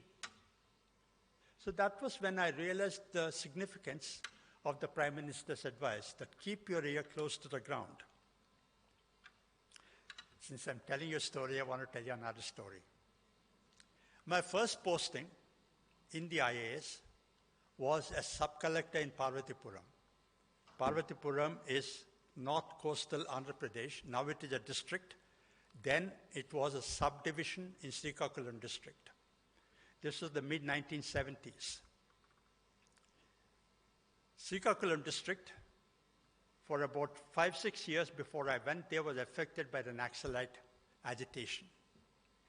The Naxalite agitation, as you perhaps know, originated in the Naxalbari district of West Bengal as a peasant revolt, and it engulfed the entire state of West Bengal, including Kolkata. Then it hopped over Odisha and came to Srikakulam. And the tribal tracts of Srikakulam were affected by Naxalite movement. Many Naxalites were killed in police encounters. Many landlords were killed by the Naxalites. There were skirmishes between forest and police officials and Naxalites. There was complete breakdown of law and order for about 4 or 5 years in the tribal tracts. Fortunately, by the time I went there, the movement had ebbed down, and we were in a reconstruction phase. The government realized that the tribal tracts became vulnerable to Naxalite philosophy because they were exploited. Historically, tribals had been exploited. And we were in a reconstruction phase at that time. Many things we did, but I want to tell you about one thing. One of the things I realized was the tribals were indebted. They were hugely in debt. They borrow for many reasons, including the fact that they don't have regular streams of income.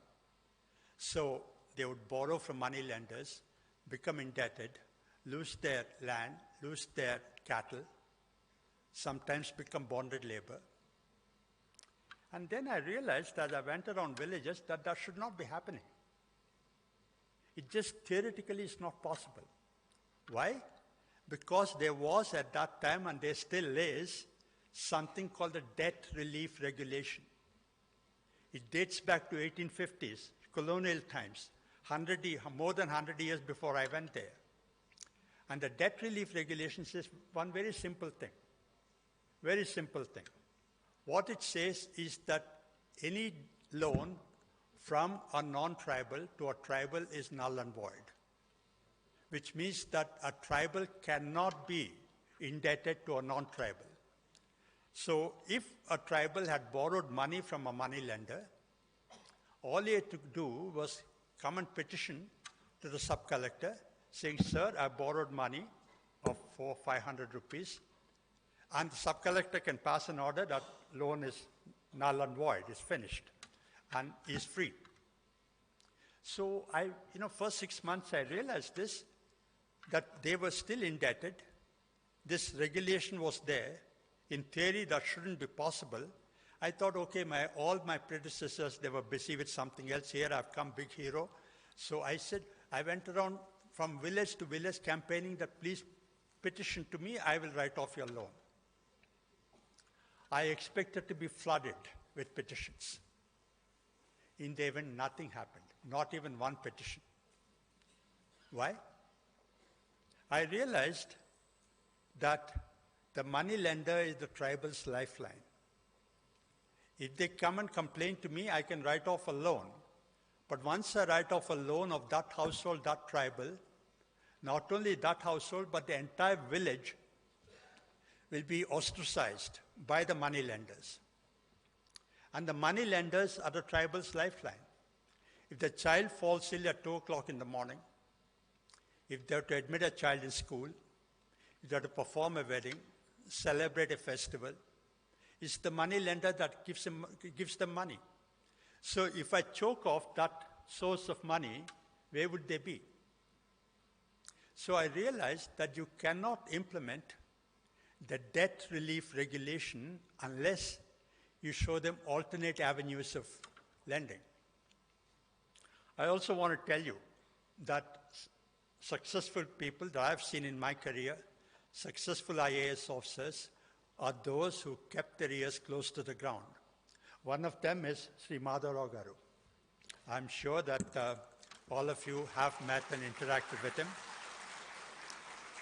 Many of you might have read his book, Breaking Barriers, The Story of a Dalit Chief Secretary. If you have not, I recommend that you read it because it is an illustration of an entire career that has kept its ears close to the ground. I've told you 2 stories so far. Okay. I want to tell you another story. It's the 3rd lesson, leadership lesson I learned the hard way, which is that no matter where you go, you are a new member joining a new institution. You have to earn your credibility. Whether as a team member, as a team leader, you have to earn your credibility. Credibility is not given to you on a platter. You have to earn it every day.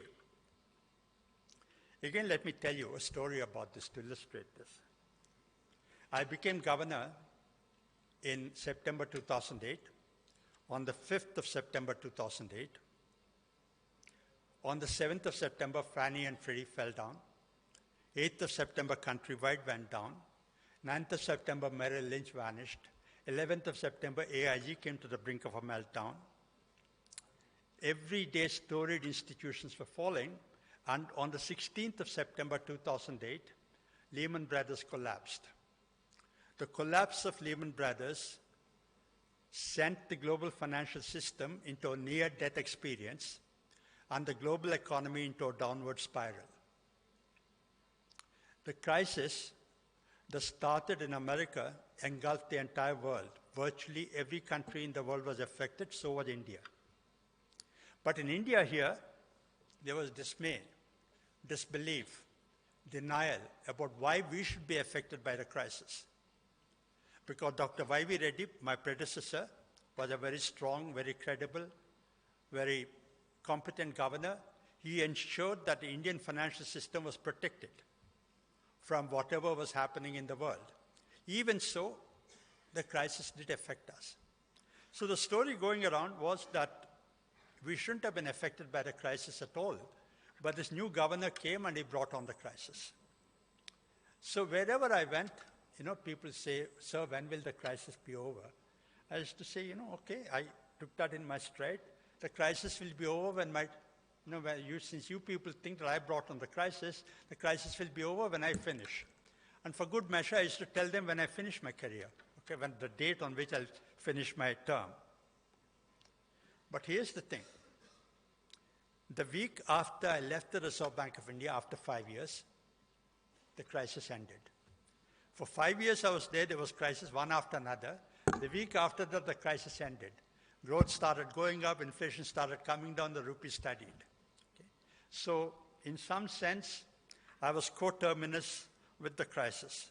It was really baptism by fire for me during that time. We did many things to mitigate the impact of the crisis. I don't have the time, or this is not the occasion, to talk about all of them. But I want to talk to you about one challenge I faced, which is that I did not have credibility. If you don't have credibility, even if you're doing the right things, they will not have the right impact. And why did I not have credibility? For many reasons. I was an unlikely candidate to be appointed governor. If you asked people, make a short list of people who could be appointed as governor, I was not on anyone's short list. So I was appointed. For a governor, he has to be a known quantity. As civil servants, we were trained to be anonymous, that you should be backroom boys and girls. You should not be the face of whatever is happening. So I was a civil servant until 24 hours before that. I flew from Delhi to Mumbai, and I became from an unknown unknown to a known unknown. But for the governor of the Reserve Bank, it is not acceptable to be a known unknown, because the markets need to know him. Markets need to size him up, understand his personality, his style, his stance. And that takes time. That opportunity was denied to me. So there was a lot of nervousness in the market about this greenhorn governor who has no experience in central banking, whether he can navigate India through this extraordinary crisis. So when people don't attach credibility to you, even if you do the right things, they will not have the right impact. But that's not the only problem. The other problem I had was that my credentials were suspect. Why? Because, as I said, I was not on the short list. Dr. Y.V. Reddy established a formidable reputation for the autonomy of the central bank, of the Reserve Bank of India. The story going around at that time was that the government picked up this civil servant of theirs, their trusted civil servant, plunged him into Mumbai so that he would go to the Reserve Bank and do whatever we tell him to do. In other words, that I would be a mole for the government. I had no credibility on that reason. And here's the thing. During the crisis, everywhere around the world, governments and central banks were acting together. In fact, if you look at newspaper pictures of that time, there were pictures of finance ministers and prime ministers, treasury secretaries and governors, etc., in the newspapers to demonstrate to the world that the central banks and governments were working together. But here, if I went to Delhi, I used to go to Delhi quite often at that time from Mumbai, or if the PM called me or the finance minister called me, they would say, we told you this guy is going to get instructions from Delhi, so this is what's happening. But this is what is supposed to happen at that time. The third reason I did not have credibility was in my own institution. Senior officials did not understand me. During the crisis, we had to do unconventional things. I told the staff to cut interest rate.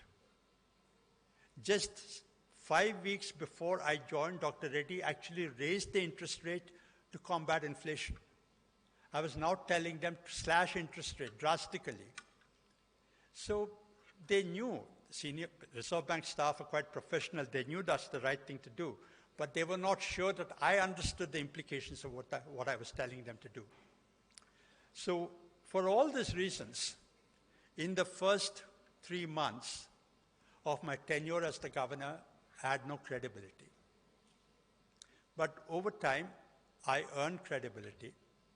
And in the first 100 days evaluation of my term, in the first 1 year evaluation of my term, I was commended for leading the Reserve Bank through an extraordinary crisis. But the story I want to tell you, the lesson I want to tell you is that you have to earn your credibility.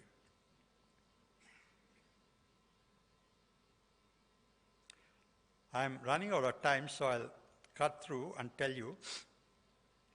Okay. The next lesson I learned, and this is very important to you, possibly the most important thing I'll tell you this evening, which is that you're never too busy to do anything that's important to you. You know, I tell my sons, you're not exercising, oh, we are very busy. Yeah? You're not cleaning the room, I'm very busy. If something is important to you, you're not busy. Okay? You're busy because you're doing other things. If something is important to you, you have to find time for it, you will find time for it. Again, let me tell you a story about this. When I was being trained in the academy, in Mussoorie Academy after joining the IAS, Mrs. Indira Gandhi was Prime Minister at that time. So she came to visit the academy. She spoke to us. I'm talking about 1974 in an auditorium like this. She spoke for about half an hour. I can't recall what she said. She said the usual normal things, you know, civil servants are the eyes and the ears of the government. I depend on you and all that. Very banal sort of speech. There was nothing very special there. She spoke for about half an hour, went back and sat there. And then the president of the IAS officers, he came to propose a word of thanks. Like somebody will come and propose a word of thanks for all of us right now after this event. So he came to propose a word of thanks. And what do you say in a word of thanks? He said the usual thing, the cliched thing. So we thank Madam Prime Minister for taking time out of her busy schedule to come and talk to us. As soon as Mrs. Gandhi heard that, she got up from there and came to the podium again. She put her hand on this guy, sent him aside, took the mic again, and said, you know, as the Prime Minister, I go to a number of meetings. Everywhere people say this, that we thank the Prime Minister for coming in spite of a busy schedule. I feel irritated when people say that. I am busy because I do important things, and coming to the academy and talking to you is important to me, and I'm busy because of that. It's part of my work.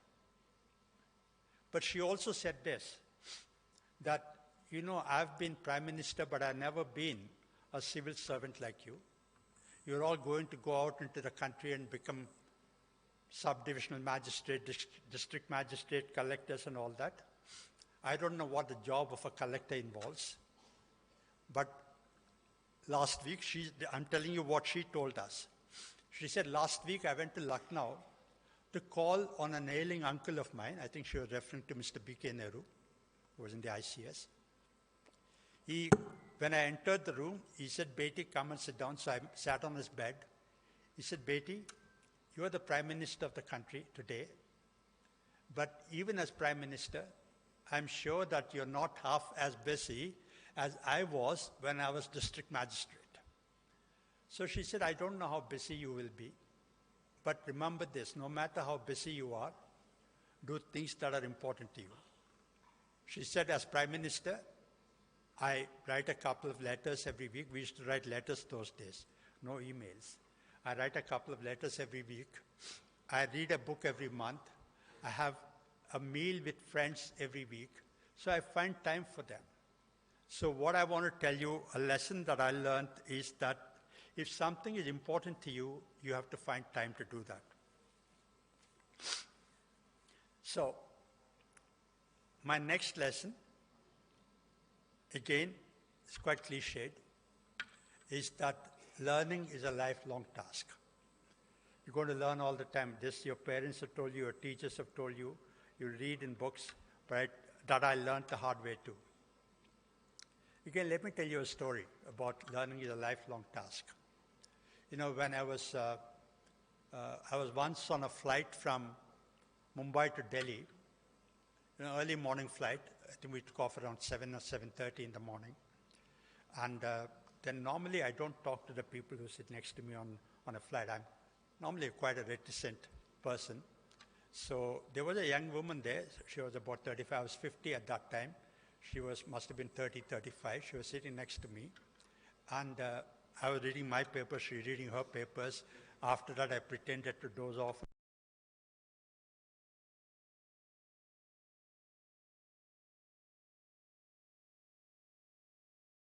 they started serving breakfast.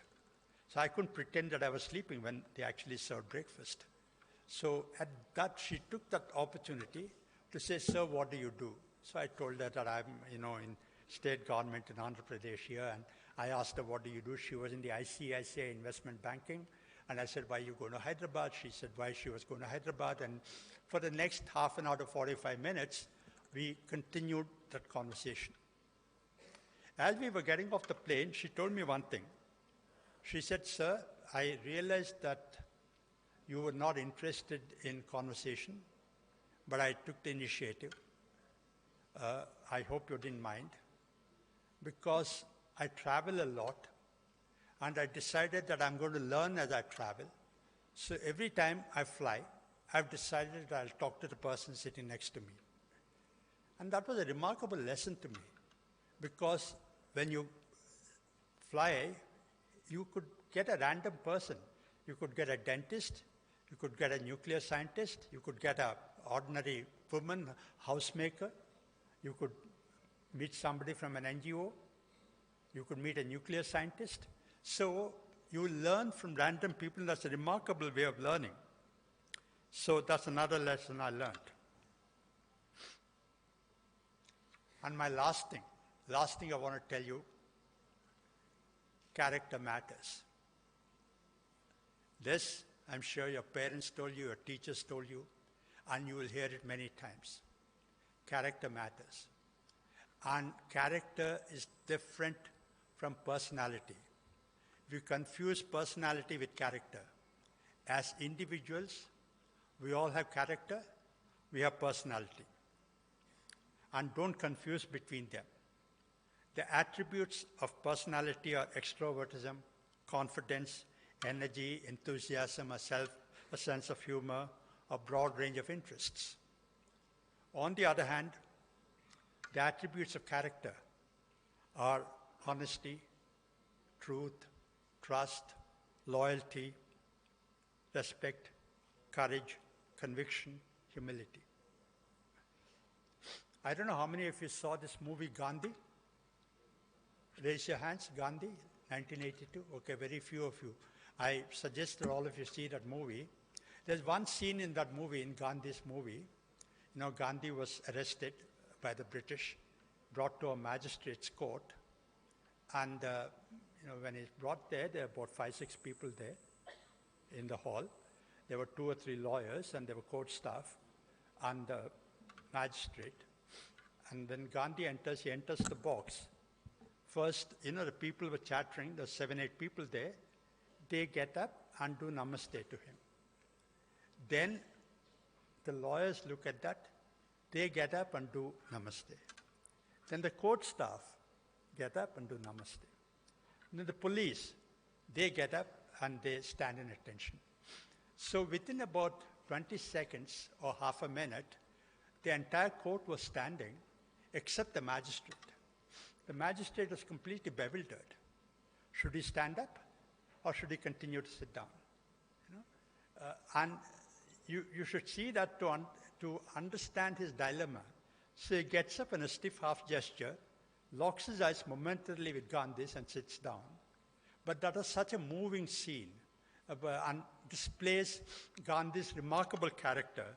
And that, I think, is why he's revered all over the world today, because he had character.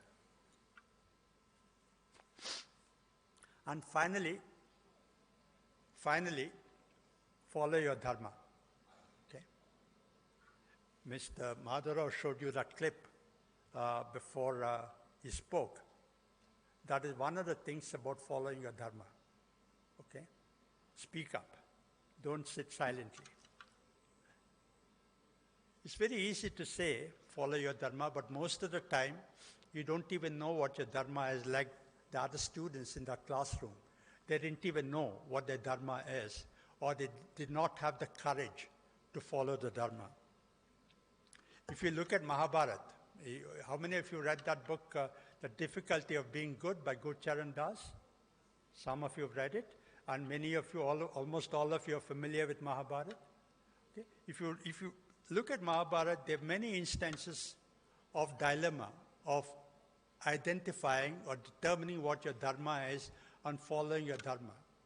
When Draupadi was being disrobed, Bhishma sits there in silence, torn in a conflict between his abiding loyalty to the king and what he thought was his dharma, but he kept silent. During the war, Yudhishthira, known for uncompromising integrity and honesty, lies, saying that Ashwatthama, the elephant, is dead. Although he covered up, but still his chariot sank by a foot because he did not follow the principles of honesty. And when the Mahabharata war was over, there was no sense of triumph among the Pandavas. There was despondence, sadness. It was a tragic end to Mahabharata because it was a war won, they knew, by not following dharma. So remember, when you go into the real world, you work, you live, raise your families, follow your dharma. Thank you very much.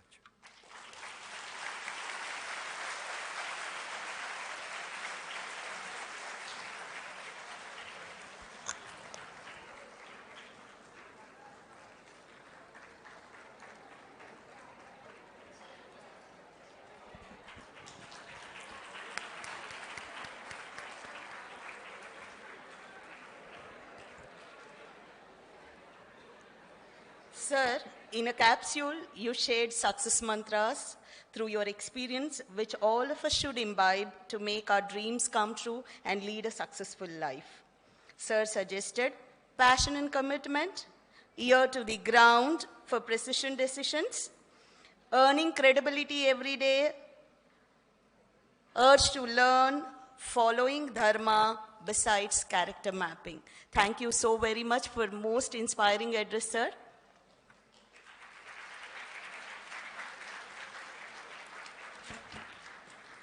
May I request the President, Board of Governors, and other dignitaries on the dais to join the stage together to felicitate the Chief Guest, Sri Duvuri Subbarao Garu.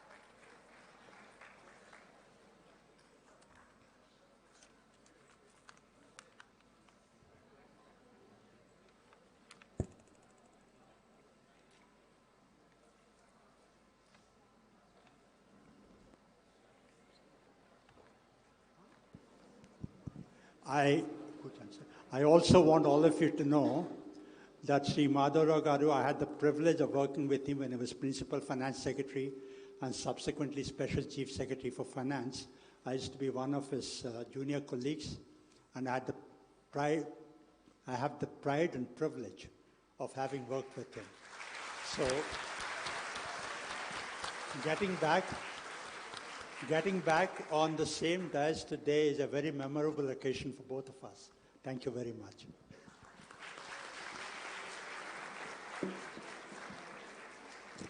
May I now request Professor M.L.N. Rao, Professor of Marketing and Controller of Examinations IP, to propose vote of thanks.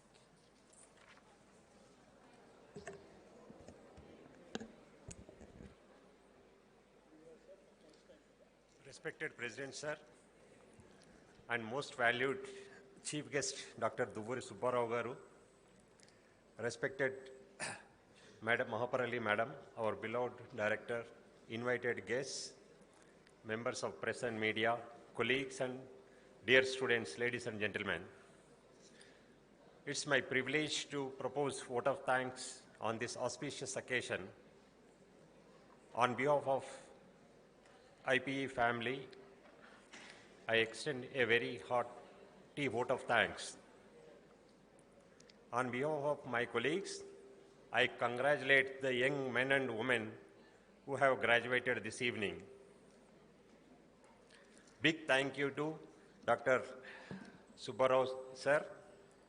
You have been eminent scholar and administrator of high reputation. Your inspiring speech reflects an enviable combination of experience and wisdom. Will stay with new graduates and the rest of us for a long time. Thank you very much, sir, for accepting our invitation, spending your time, especially with the young minds.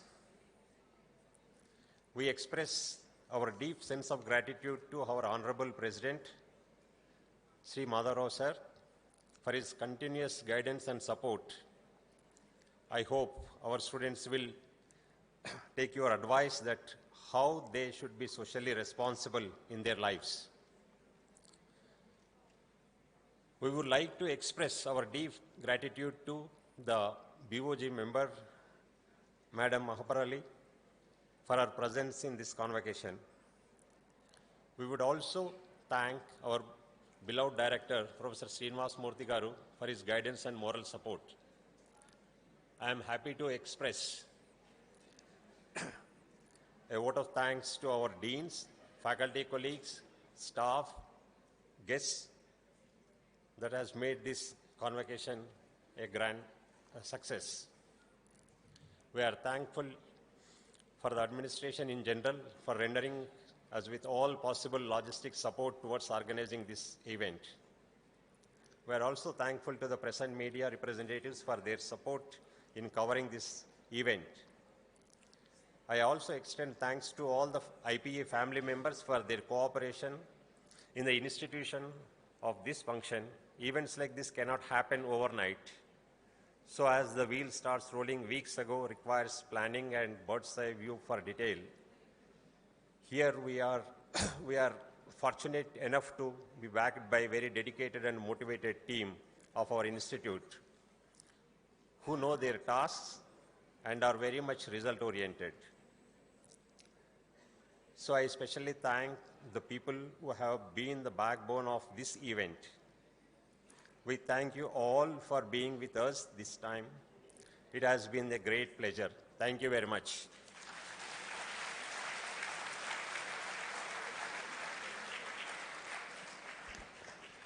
Thank you, sir. May I now call upon the Director IP for further proceedings. Honorable President, may I request you to declare the convocation closed? I declare the convention closed.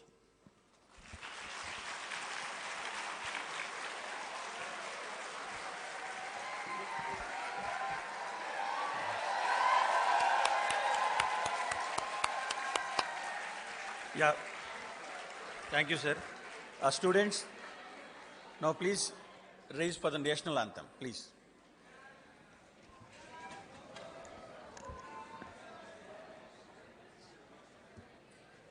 जनगण मन अधिनायक जय हे भारत भाग्य विधाता पंजाब सिंध गुजरात मराठा द्राविड उत्कल बंगा विंध्य हिमाचल यमुना गंगा उच्चल जलधि तरंगा तव शुभ नामे जागे तव शुभ आशीष मांगे गाहे तव जय गाथा जन गण मंगलदायक जय हे भारत भाग्य विधाता जय हे जय हे जय हे जय जय जय जय हे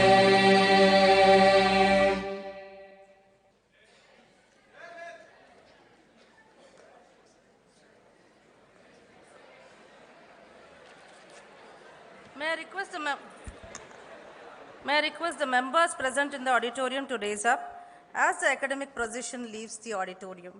We cordially invite you to partake in the convocation dinner arranged. Thank you.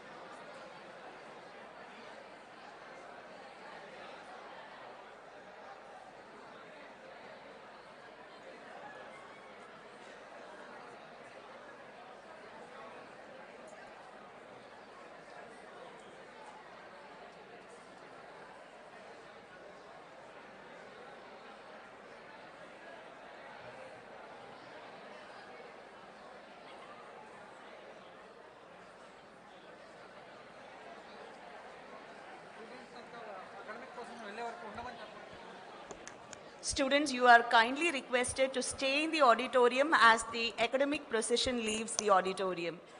You are kindly requested to stay in the auditorium